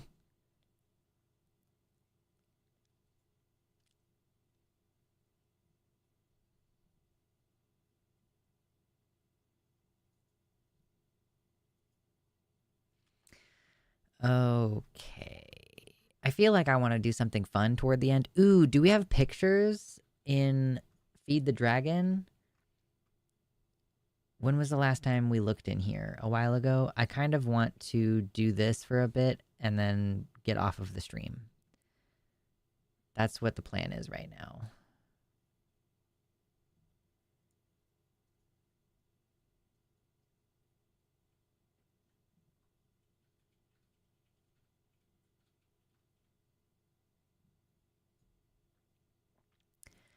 again, like, I feel like it's so difficult to have a conversation with someone who, like, when we're trying to ask questions about AI using a shit ton of power, and then it's like, oh, but COVID is also a problem.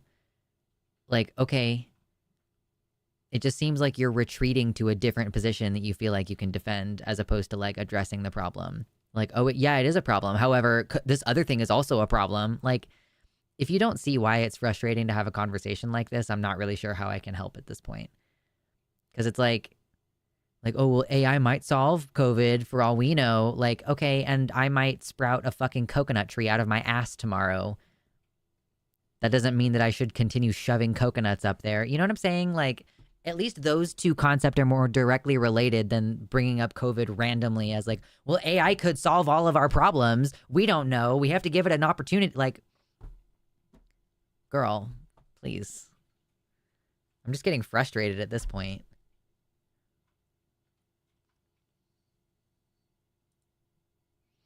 Okay, anyway, let's look at some pictures of kitty cats and other creatures. Someone's cat getting all up in their face when they were watching my Luxander stream.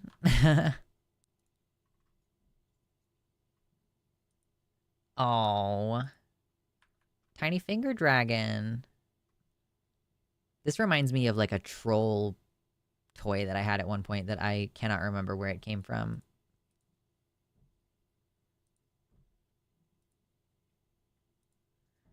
Oh, pulp tarot. Very nice. That's cool.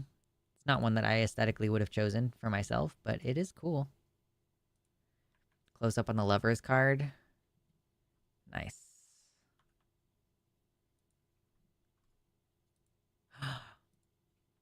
Baby! He's like, ah. Why am I so zoomed in here? Okay, that's better. He's like, ah. Orangies. Why are orangies always so funny?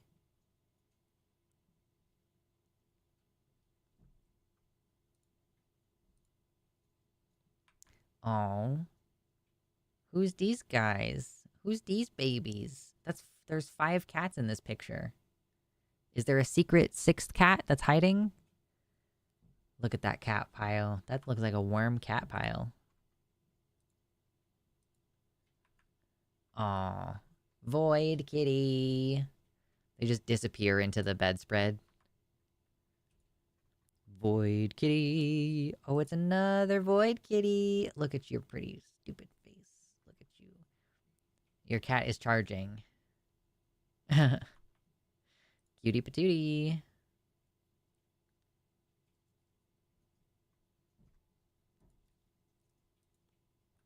Cat tucked into a trans flag blanket. I have a blanket a lot like this, but it's a rainbow. Kitty kitty. Fuzzy fuzzy kitty.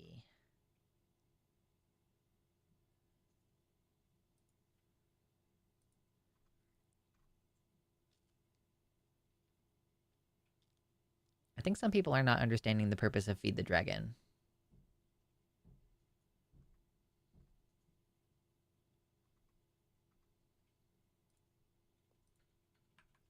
Baby! Oh, look at the kitty. Oh. I love cats so much. Maybe as a finale for this stream, I'll go pick up Mitternacht and make him show up on screen. Oh, look at this old scraggly boy. Look at you. Oh, what a cute baby. Okay, that's all the cat pictures. That's all the cat pictures so far.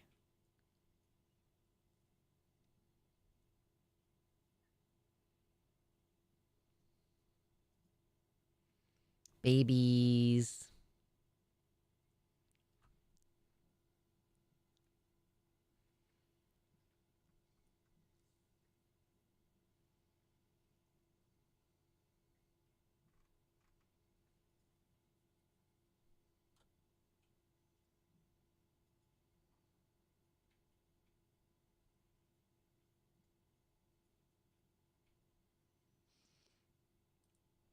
Oh, well, I guess that's pretty much all I got for today, guys.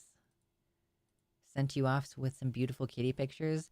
If you ever have tasty food or kitties or any animals that you want to send in, I'll look at them during Feed the Dragon segments.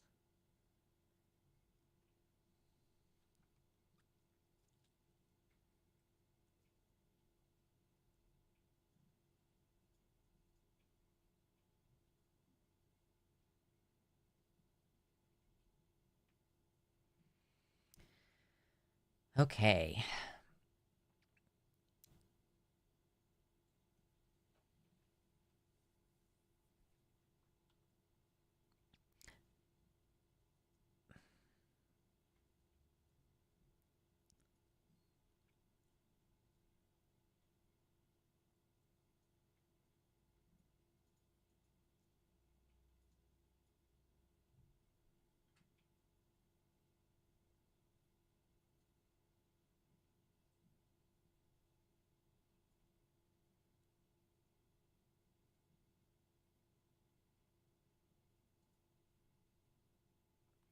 So I just, before we close the stream, like, first of all, I've said like multiple times I want to get off this discussion of AI. And then it's kind of hard for me to move on from the discussion if you guys are still talking about it in the chat. So I will say that has made things difficult for me at the end of this show.